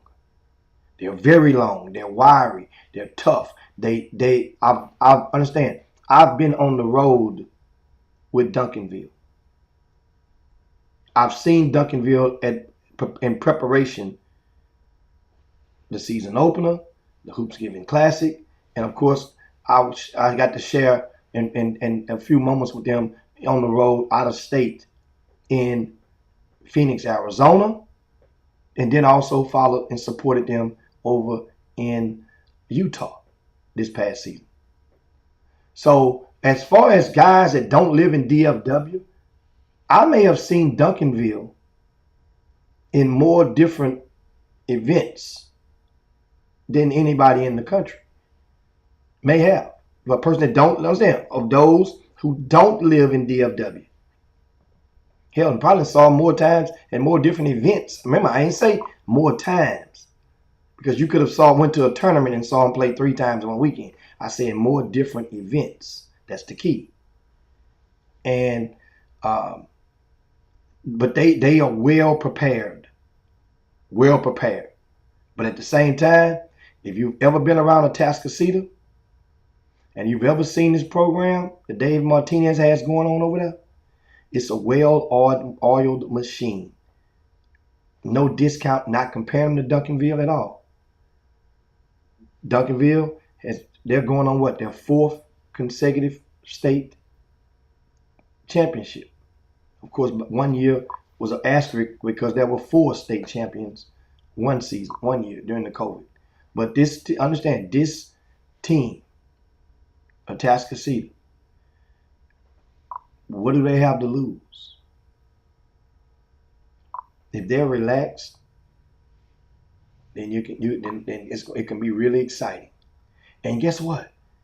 The UIL has to how would you say it?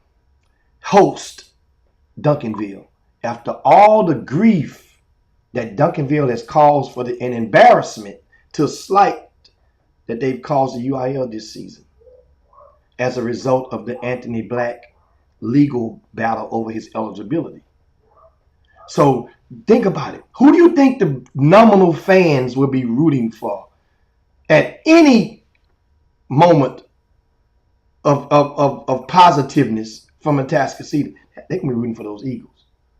So, and I want to tell you something, guys, about the crowd can help create the atmosphere. And as the atmosphere is created, then the players can tend to respond and go into a place that they didn't know. One of my old coaches used to call it catching the second wind. And understand, in doing so, right? In doing so, they catch those players respond to that energy, and it can make them thrive to do and make more plays and to go deeper and to dive extra for that loose ball, to give it all they got, just because they want that crowd to keep on chanting. It feels so good. If you think I'm joking, if you think all the way back, you people from down in the Beaumont area, the Golden Triangle, you remember the Port Arthur Bumblebees? They had a chant. When they start that chant, it became intimidating to certain people, to certain opponents. They start that chant, your ass was in trouble. Willow Ridge High School, during the TJ Ford, Daniel Ewing era, They had their crowd. They had a flock of following. When they start their chants, it was intimidating. The crowd would go.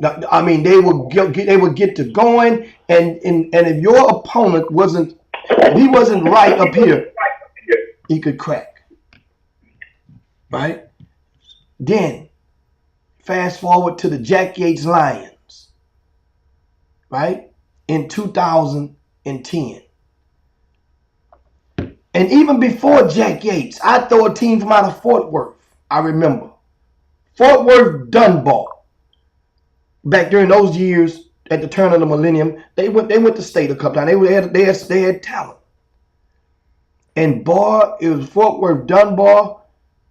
They would get to state, and they had their crowd, and they would do their chant. They had one guy would get in the stands, in the aisles, and he would be the coordinator, and he would be the conductor of the audience.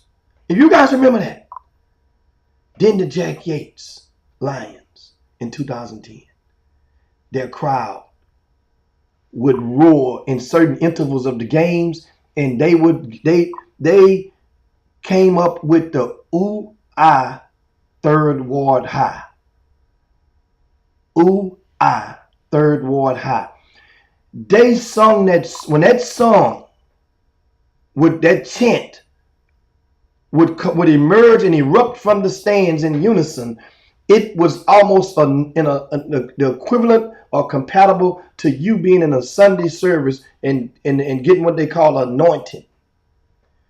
The goosebumps come on your arms your first time hearing that, because each time it goes in rhythm, it increased in octaves because more and more people would join in the chorus. That's what chants do. And when a kid hit that ball and he's nervous, and next thing you know, the crowd is begging. That chant is begging for a player to continue to make plays. And guess what a player I feel like they have to do?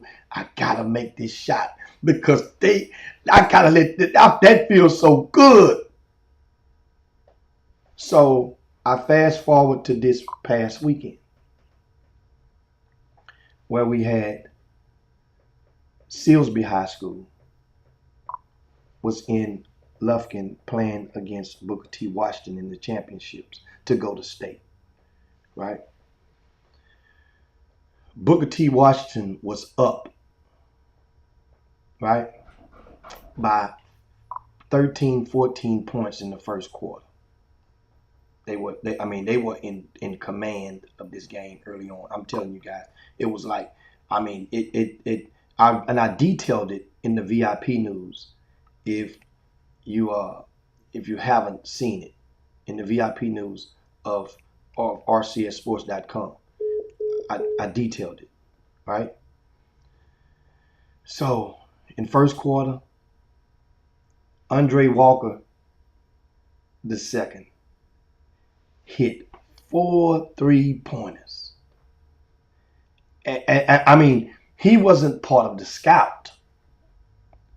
And this was a guy that stepped up, and he had struggled in the win the night before over Austin LBJ.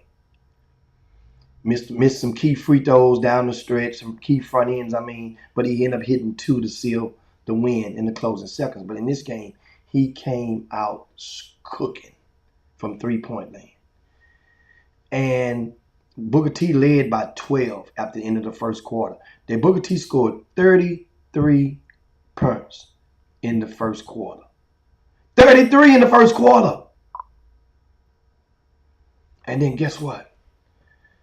They maintained the lead, but Silsbee began to chomp into it. Cut it down. And they cut the lead down to like 6-5. Andre Walker steps up again, hit his 5th 3-pointer of the first half at the buzzer. Booker T led 49-41 at halftime. So the adjustments were made by both teams at the break. Of course. However, Silsbee came out the gates and they executed those adjustments to perfection. And I've mentioned those adjustments in the VIP news. You must go and read it. And I can tell you most of those adjustments that Silsby made and how they ended up being down 49-41 at halftime. And 8 minutes later at the end of the third quarter, Silsby was up 64-58. That's right. Booker T. Washington did not even score. Booker T. Washington did not even score 10 points in that third quarter. That third quarter, during that time, when I mentioned the crowd from Silsby, not only did they far outnumber the Booker T. Washington fans, they were much louder. They were twice as loud. Maybe 5 times as loud. The Booker T. Washington fans, I'm going to tell you, for those that came and supported their team or supported Booker T. Washington, kudos, shout out to you guys. Great job of investing your time to support these young boys in their quest, in their attempt to make history. Shout out to y'all for doing so, right? Now, meanwhile,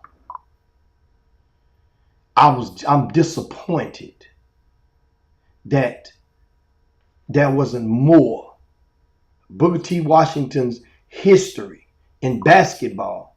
Of course, they haven't been to state. They haven't been to state since the PVIL days. Yes, but they've had talent. They have a history in HISD. Independence Heights, Acres Homes, they should have been in droves there to support those young boys. Now, the thing is, I understand Booker T. Washington, a lot of those young people that probably attend Booker T. Washington didn't necessarily grow up in Acres Homes or Independence Heights. Could that have something posed something to do with it or been a factor? Because normally sometimes you, but at the same time, I don't really know about that. Because many of those guys that played on the Yates team weren't from Third Ward. Maybe their daddies may have been, like a Joseph Young. But Joe Young, like a Michael Young, I'm sorry. But Joseph Young didn't grow up in Third Ward. You see what I'm saying? So that same thing can go. TJ Ford didn't grow up in the Fort Bend area of Willow Ridge. He grew up in Baytown. You see what I'm saying? So that applies to everybody. It should have been more of you there. Because that atmosphere when Silsby started to make their run and made their run, that crowd was erupting. It was intimidating to Booker T. Washington. And you can see it. We use the term kids getting rattled. They got rattled. And they still was able, even though they were trailing by 6 going into the fourth quarter, Booker T. Washington still managed to tie the game up in the fourth quarter. Wow. They tied it up at 72 points. Chris McDermott didn't score a point in the third quarter. That's what I'm just telling you. They made adjustments. You got to read them adjustments they made. Chris McDermott did not score a point in the third quarter. Neither did Andre Walker. Andre Walker had 21 points in the first half. Did not score a point in the third quarter. Nor did Chris McDermott. Those were very, very much keys, adjustments that credit to Silsby's defense and to their mission on defense. You're just not playing it just for playing it.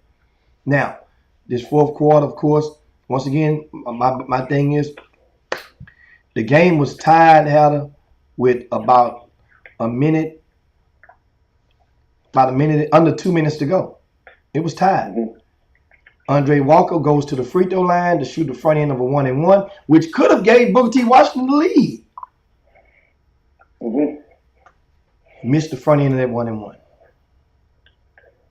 And Silsby goes down there, and Jared Harris, who had an outstanding game, 10th grade young man, finished with 22 punts.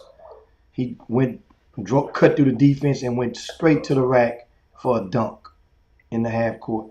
Gave him the lead. Guess what? When they got that dunk, just imagine how that crowd erupted again from Silsby. So as they erupted again, guess what happens? Booker T throws away the inbounds. At point blank range, Draylon Miller gets the ball. Draylon Miller was the man of the hour. He was the man of the weekend. This young bull was getting it in. 29 punts. I'm talking about he had his way with Booker T on this particular day. 29 punts for him in the win. And he got that steal, laid it up. Silsby goes up by 4. Booker T got to call a timeout. As they call the timeout, that crowd from Silsby are on their feet, and it almost felt. I mean, it right then it was like, man, it was a lot of time left. It was still about 38 seconds left. Oh. But they were defeated. They needed that crowd. If Booker T crowd could have did to Silsby, we saw it happen. You know where we saw it happen at, Adam? We saw it happen just a week and a half ago when Silsby played Jack Yates. Where else I saw it though, Jimmy? At Memphis last night yesterday when they played U of A. I just wanted to throw that in. But keep on talking. Oh, you was there? You was there? You was there? I saw it. I saw it. I was there. I saw it. Hey, one of the players said, or one of the Memphis players said, he saw some of the Houston players shaking because of the crowd. Jimmy, you got to realize it was 18,000. 18,000 in there, Jimmy. At a college game. Okay, now back to high school. Now, as for Silsby, they will face Dallas Fate Family in the first round. Fate Family, they will play Friday at 1:30. And all of these games, the state tournament in Texas for UIL is held at the Alamo Dome in San Antonio. So we have Duncanville playing Atascocita.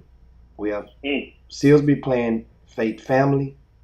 And, of course, Beaumont United, who, even though they did not win the Super 16, but we still tabbed them as the number one team preseason in the area. Right? And Beaumont United, remember, they went 31-0 a year ago, undefeated a year ago. This year, they've lost 3 games. And the first game of the season, they lost to Cypress Ranch, who failed in the semis against Duncanville. The other 2 losses from Beaumont United were, remember, when they lost to Cypress Ranch, they did not have Traylon Porsche, nor he was one of a couple of players that was still on the football field. The football was the first weekend of the playoffs.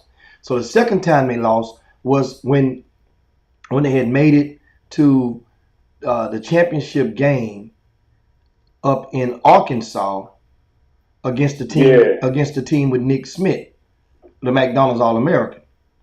And in that game, remember, that game I think took place right after Beaumont United, I think he played against Crosby, and Terrence Arsenault suffered an injury. That's right. Right? So he pushed through it and went on and played in Arkansas, but everybody knows he was not 100%, by not even far from it. But his presence was better than the next guy up. So and he pushed on through. The third loss was down in New Orleans in the championship game of the State Farm Classic, which is in conjunction with the Sugar Bowl. The Sugar Bowl, whatever, Classic. I may be getting the name of it messed up. In that game, Beaumont United, Wesley Yates was dinged up, and that team was not at full throttle. So now, this Beaumont United team, they're still not fully healed, but they've had enough rest, and this is the best version of them that you guys that are going to see. Crosby, everybody in this year in the playoffs have pretty much gotten a scare, right? But this Beaumont United team, a year ago, remember Terrence Arsenault with his heroic, unprecedented performance in the state championship game, where there's never been a state championship game where there's been two buzzer beaters to decide the end of the game. He hit a buzzer beater to tie it up and send it into overtime against Dallas Kimball, and then Terrence Arsenault hit another three-pointer at the buzzer to win it in overtime.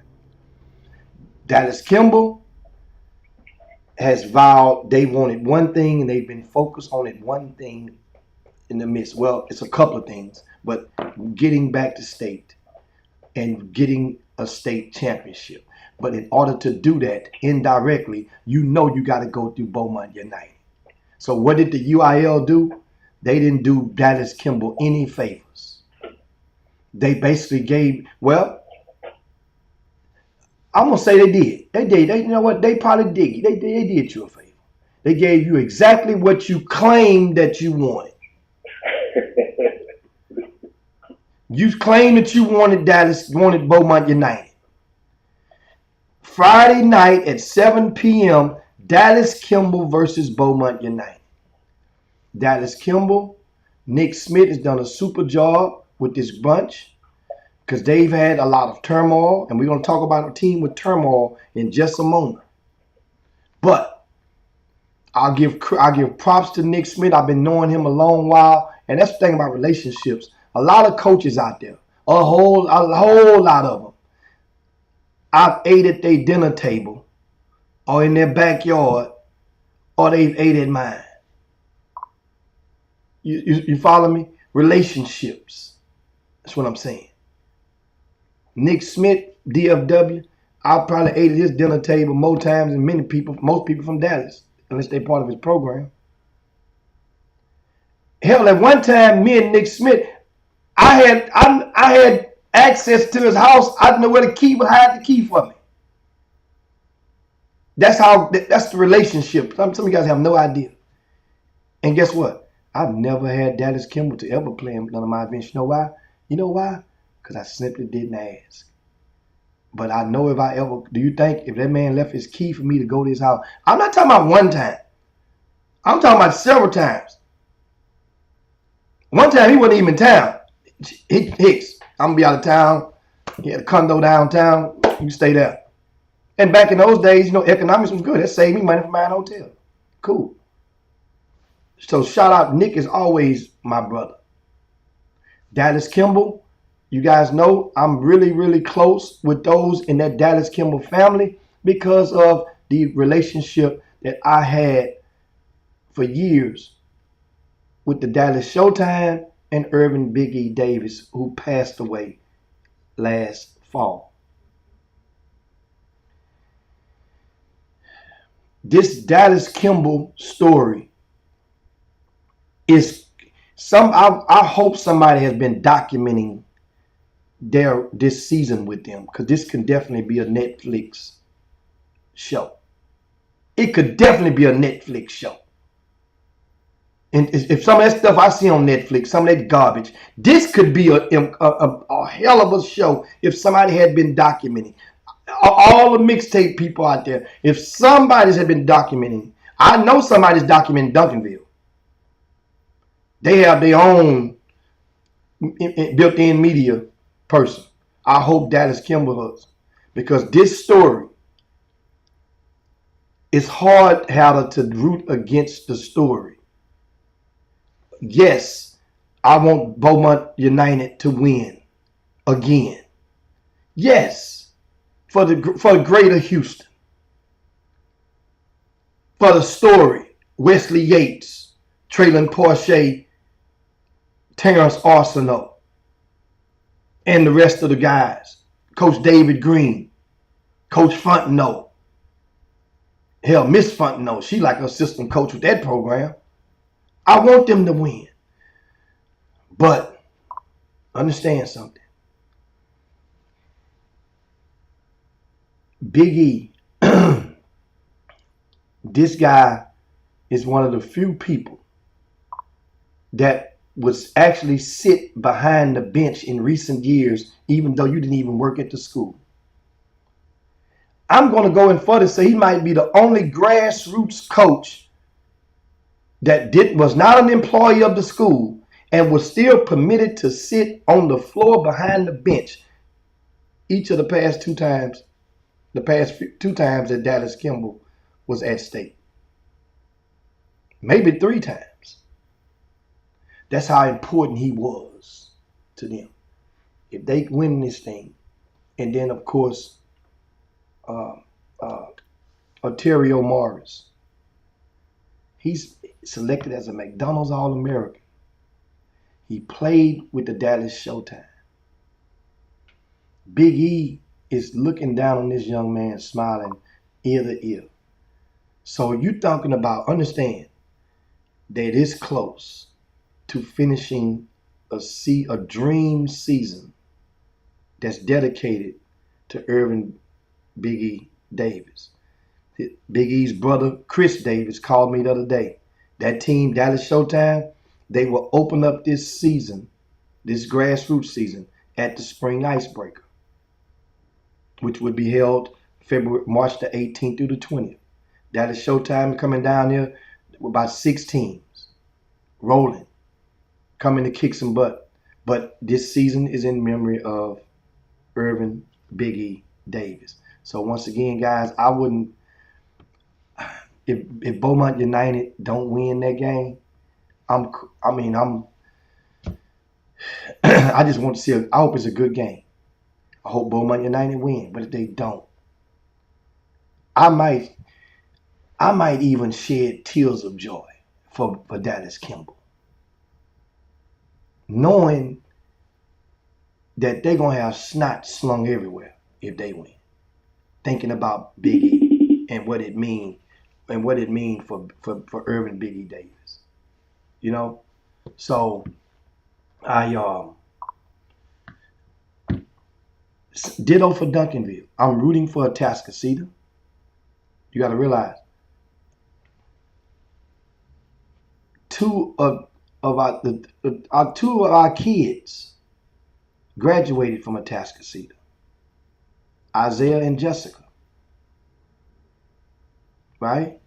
So Sandra's tax dollars still go into that district, into that school. When kids were zoned to that school, living, you know. So we've been rooting for Atascocita inside for a very long time. We hope Atascocita wins. But at the same time, if Duncanville wins this, it would be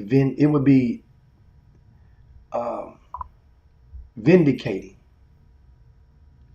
to say the least. Knowing that's another coach, David Peavy. I've ate at his dinner table,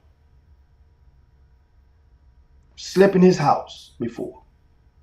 A relationship, you guys don't even see it coming. Me and David Peavy have turned many corners before. And for him and what he's been through with his stepson and the courts and all of the, you know, the threats and, you know, this and that, and Anthony Black and his mom, Jen, what she's been to, that would be vindicating if they won. That means UIL would have to stand there on that middle of that court and look at them, and they would have to give them the fake handshakes. Like, you really you know, and present them with that trophy. That's a movie waiting to be told. I wouldn't feel bad at all. This is one of those years. Silsby, they lose the Fate family. You know, they lose the Fate family. Fate family, remember, they played their first game of the season in Houston. Right? They beat Summer Creek. And Duncanville opened up the season beating Shadow Creek in our RCS Sports season opener. The Fate family relationship with him. I haven't eaten at his dinner table yet. He hasn't eaten at my dinner table yet. But the relationship between that head coach and myself, it is in positive, very positive nature. So now we go to, after the playoffs over with, Shadow Creek, of course, Atascocita beat Shadow Creek in the regional finals. And shortly after that loss, you wanted to read off, there was a tweet, right? Right. And a tweet went out from one of the parents of one of the players from Shadow Creek. Oh, was that after the game? That was after the loss. I just saw it yesterday. Okay. All right. I mean, it wasn't. I'm talking about since the loss. I'm not saying it was right after. I don't know the timing of it. Oh, I got you. Okay. Yeah. Since the loss. Okay. All right. Okay. And so that, I'll give you guys time to share the show if you hadn't done so already, and that way you guys can share the show right now if you wish. Now, the tweet was, make sure your congrats is as loud as all that criticism from the beginning of the season. They got blasted in the first game, a whole podcast rant. Wins district, breaks the school's scoring and 3-point record, go 29-4, gets the team to the regional finals after being written off. Crickets.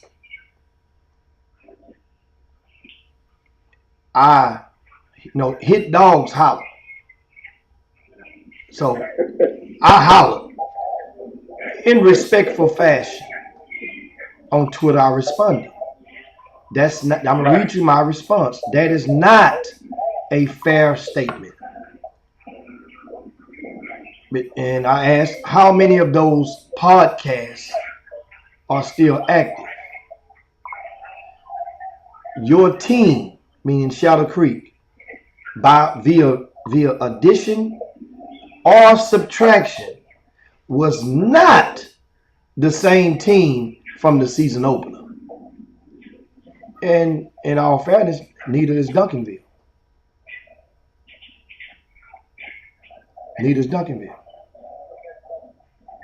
Right? Duncanville won that game by almost 50 points. Right? And Anthony Black, I don't think he played. Did he have? No, he didn't play. So, and of course, in all fairness, I'll read the mom's comment to say that that comment wasn't just aimed at you. It was also aimed at the amen corner, commenting and questioning whether her son deserved to be on the front cover of your magazine.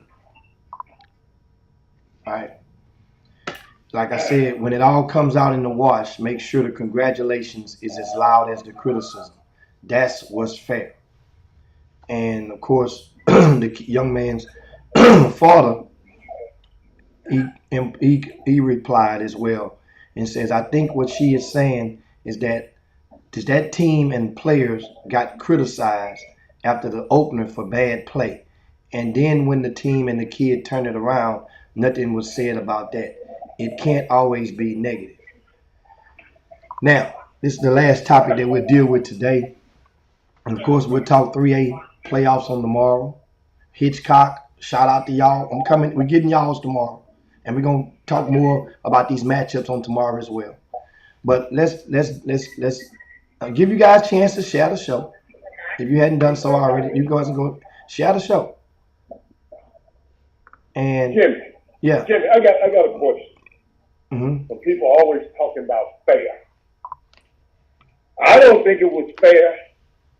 Since we want to talk about fair, I don't think it was fair to tweet that tweet, but people can do what they want to. But I just don't understand. I'm sitting here thinking about fair. Penny Hardaway, right? Yeah. I told you remember you had the rant against this one particular guy, and I had to come on our show to explain he wasn't just talking to all media, he was talking to one particular guy. Jeff Calkins. I'll call his name out now. Jeff Calkins. Jeff Calkins have not, with the same vitriol that he did with Penny, he haven't came back and apologized and talked about, he ain't came back and said nothing, recanted it with the same energy. See, what people don't know, all we did is reported the news. I remember, I'm not going to let people talk too negative about Shadow Creek anyway, because Mike Collins is on the team. That's number one on that particular podcast. It was, when they get to talking about podcasts. Number one, I ain't going to let nobody talk, but they got their ass whooped. And we have to report that they got their ass whooped. Come on, what are we supposed to say? They came up a valiant effort. They got beat by 50? No. So I just don't understand. These people don't understand. We got a show, and we report what we see. Just because, guess what? Just because it's been a bigger story, and we talked about, but I'm going to always talk about, Robert Harris always talk about Shadow Creek because he always got to mention Mighty Mike. Number two, I came on this show and talked about their coach in such high regard that I did any coach ever on the show. So when people, this is what I don't understand, Jimmy, and you help me. When you tweet like this, all we doing is reporting the news. You're not giving all the facts. That this podcast reported what happened at the Duncanville game at your event. That's our job to report that. If you don't want to get it reported on, don't get in the event. And media is not fair. They're not going to always give you the same media coverage as it did when it don't work like that, didn't it? So I just didn't understand it. When it was brought to my attention, I said, "Wow, no, we got to do better as a community. This is our damn problem." And I'm glad you addressed it. This is why people be in the stands fighting, because people be doing stuff like this. Can't go to a damn John Lucas little kid camp without people in there fighting, because people have this kind of vitriol. The team played well. They lost. Okay, go on into the sunset. High school basketball to you is over. Parents, and I'm not talking to one parent, I'm talking to all parents. I keep trying to tell y'all, if you watch this podcast a little more than for that one, I keep trying to explain to y'all, life is more than just basketball. What you gonna do when this basketball over with? What you gonna do, mama? What you gonna do, daddy? Because basketball gonna stop. And we just got to do better than sitting up here want to make a tweet about the people who covered your kids. They got to cover them from. It's not going to be equal. It's not going to be fair. Life ain't fair. And that's Jimmy. That's really. When I saw that, it really broke my heart. Yes, broke my heart. Go back and watch our show. Evidently, you don't watch the show that much. You just heard somebody, evidently, because you know I talk about Mike Collins on this show every chance I get. He's a part of the team. Jimmy, I'm gonna tell you how. I'm gonna show you why I'm so hurt. I called several guys in the media the other day when Shadow Creek won and told the guys in the media why have Shadow Creek has not been missing.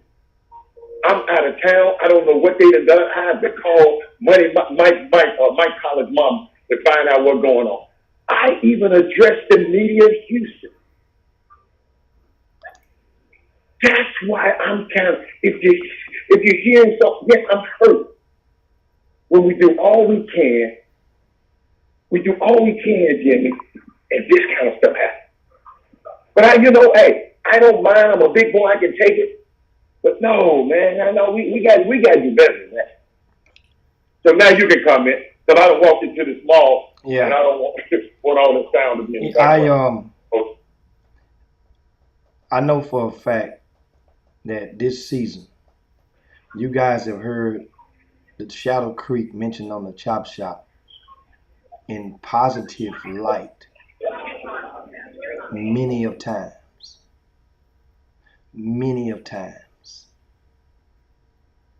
And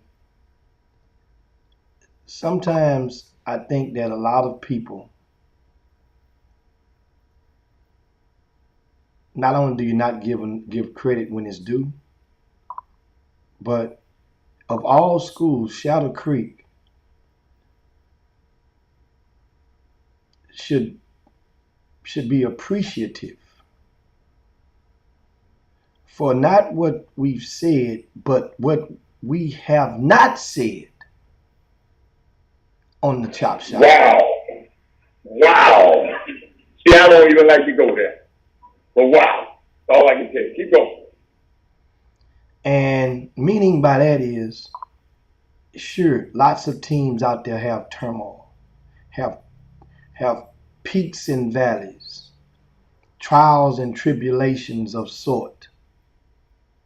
There are a lot of teams that don't have players that eat out and go and have a mom that makes cookies and ham sandwiches and after each game. There are a lot of teams don't have that camaraderie. Yeah, okay, that's okay. But there are things, remember,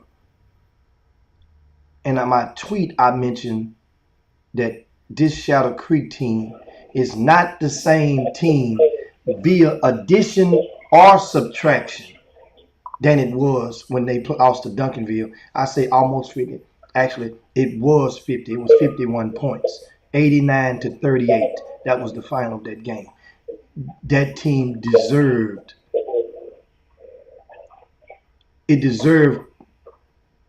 criticism from a nominal standpoint, right, for that performance. But also when I mentioned that things that happened, there were players on the team that had a fight on the bus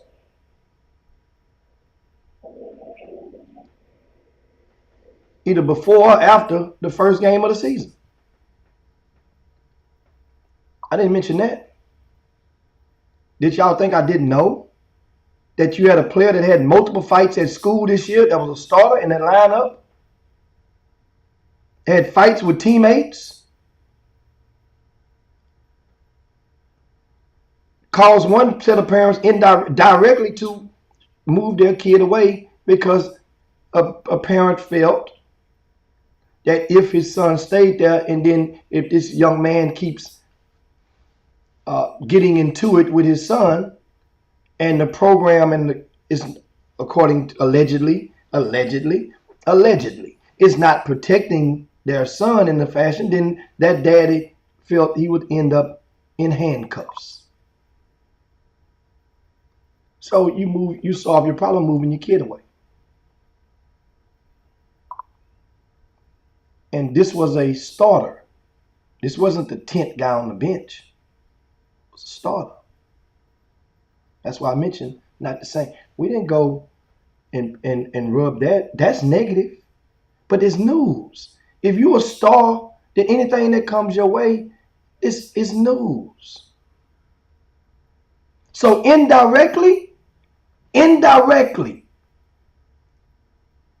the Chop Shop, RCS Sports, Jim Hicks, indirectly, I protected you guys. If you look at it like that. Because what happens if the world had known, or had I shared that news with the world? It could have been pressure think about it. I don't know how in-house that was kept. So if I put it out there, and somebody, you know how it happens when I put stuff out, somebody's going to screenshot it. They can send it to the superintendent of the school district of Alvin ISD. They can send it to the athletic director of Alvin ISD. Who knows he knew or did not know, or the magnitude of it at that time. So sometimes it's like, of all the love that I've given, remember I tell people all the time, and I'll close with this. Remember this, guys. The moral to this story is, no matter what you do in life, many of you, no matter how much you invest or give towards your time, remember this. There are people, in many cases, they don't remember what they ate for breakfast, only what they ate for dinner. And you let that soak in, and we'll leave you guys until tomorrow on the Chop Shop. It's time to slide on down. Dino's back, and Yabba Dabba do this thing on this Monday. We got a lot to talk about on Tuesday. Be right back at you guys, but make sure we're going to ask you to share your show on the way out the door. Once again, share this show on the way out of the door. I appreciate all you guys. I'm not mad at nobody. Not mad. No, sir. Not mad at the mom. Not mad. Just No, as sir. Hannah just said, hurt would be a better adjective to describe this feeling, because it's like, wow. That's my. That's the school. That's one of the schools. That's one of my favorite schools. And it kind of hurt me. It just kind of hurt me. Y'all got to understand it. Y'all know I get personal about the Chop Shop. And when, just like y'all get mad when somebody mess with y'all baby, Chop Shop is our baby. We kind of sensitive about our baby too. So that's all. It ain't no big deal. We just want an understanding. And sometimes people don't get the pure understanding about what we're trying to do, Jimmy. And Jimmy, this is what killed me. And I hope the parent is listening. I hope all of them listen. Ain't no way in the world I'm going to get up from all the stuff that I have to do in this stuff. I'm on a trip on the other side of the country right now. And I'm on this Chop Shop right now. That's how committed I am. Do you think I'm going to get up and talk about your son in a negative manner? Jimmy, that's the kind of thing. Evidently, y'all don't know. You ain't been around and watched our progress and watched our heartbeat on this show. Ain't no way in the world. I don't ever want to be associated with nobody going to that podcast space talking about my son. No. We got bigger fish to fry.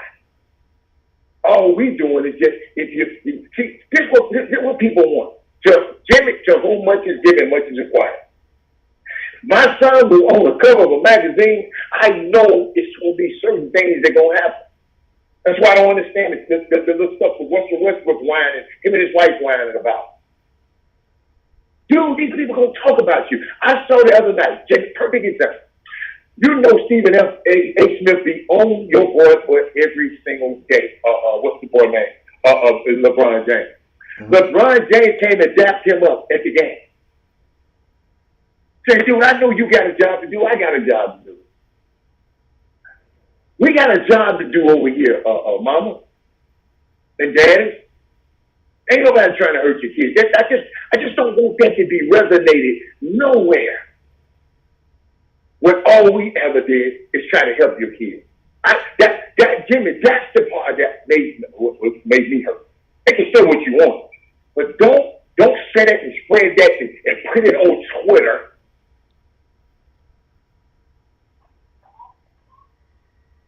That's the only thing that's we got to understand. We bigger than that. I promise you, there's a lot of things I could be doing today. And not talking about your son. It's talking about your son is one of them. I don't have to do that. So consider that. Hey, let's take the bitter. When the world gives you lemons, just make lemonade out of it. That's what we do. But we love y'all, man. We just want to make this community, this basketball. I know it's a cesspool of mess. But I ain't a part of that mess. And I just want y'all to understand. This show is not a part of that mess. You had 2 Division I players played against a team that got beat by 40. We got to talk about that. 50. I'm sorry, Jimmy, but Jimmy, we got to talk about that. Guys on your magazine, you expect us. I know how you do. I know what you were doing. I've watched you over the years. You strategically that thing being on the front of that magazine, ladies and gentlemen. I don't know if y'all know about it. It's not just haphazardly done. It's months and months of thought goes into that. When I said months and months, going back and forth, what I'm going to do here, what I'm going to do here, what I'm going to take it, where we can photo, we're going to, months and months. How many guys we going to do? We're going to do 8, we're going to do 5, we're going to do 10, we're going to do, so, that's why I think certain things, man, certain things is unfair. I know it's easy to lash out on us. But now, be happy. Y'all had a great career, a great run, all of y'all. Go to college and be great. And guess what? We're going to talk about them again in college. If they ball. If they don't ball, they ain't going to get the call. Okay, I got to let you know. They got the ball. But, Jimmy, I just wanted to share that, man. You know, I'm sitting in the middle of this. I'm trying to get I'm at the Apple store trying to get my laptop fixed. You know, this community, we do too much for each other. And we shouldn't have to be on Twitter talking about this podcast. This podcast that say if you get the email that I've got, that we get, this podcast has saved a whole lot of people from making hundreds of $1,000s worth of mistakes. So don't haphazardly talk about this. The chop shop is an inanimate object. It's an entity. Please leave it alone because it's helping people. Might not help you and your son. Y'all might be too great for the chop shop. But some people, this podcast is helping. So watch it. So watch how you talk about it.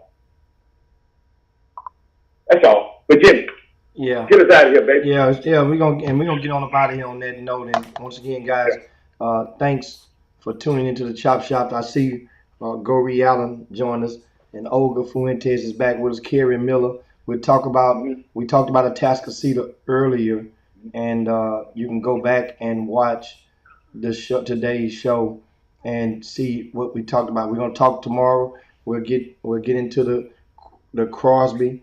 We'll get into Hitchcock. We'll talk about more, if you want more about the Booker T. Washington Silsby and that showdown, and a lot of people are going to talk about that. I have a message for a lot of the Silsby fans and as well. out there, and we'll talk more about the DFW teams and give you a look as well as the Houston. I don't know if you know it, you're out of town, but the UIL has paired all three of the 4A, 5A, and 6A teams from Houston and Dallas against each other in the semifinals. So there, it's impossible to get a DFW versus Houston championship. Duncanville is playing Atascocita. Beaumont United is playing Dallas Kimball, and Fate Family is taking on Silsbee. And of course, we will get into those matchups and what that means and which one of those games do you guys expect to be the most exciting one. We'll talk about that and a lot more on tomorrow. And of course, we'll recap some of the John Lucas Enterprise All-Star Weekend. And we got footage. Guess what? And we made a vow. We told you guys when parents going wild, PGW's out there, and you're squabbling, we're going to show it on the Chop Shop. Because showing it creates a level of embarrassment for some of you parents, and that way you get to see just how crazy some of the stuff what takes place in these gyms. So we'll share that with you guys on tomorrow. But meanwhile, as we take you out, let me remind you of what you might have missed early on in the Chop Shop. Check this out.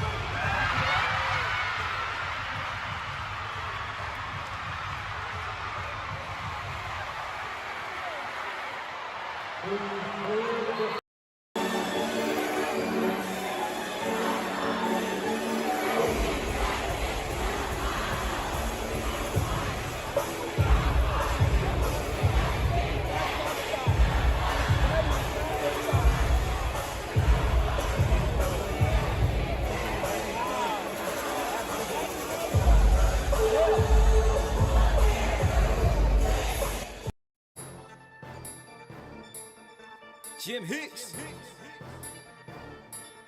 Rob Hatter, you are now tuned in to the Chop Shop. I'm Retro, let's get it. We in the Chop Shop, we live in the Chop Shop. We talking sports talk, we live in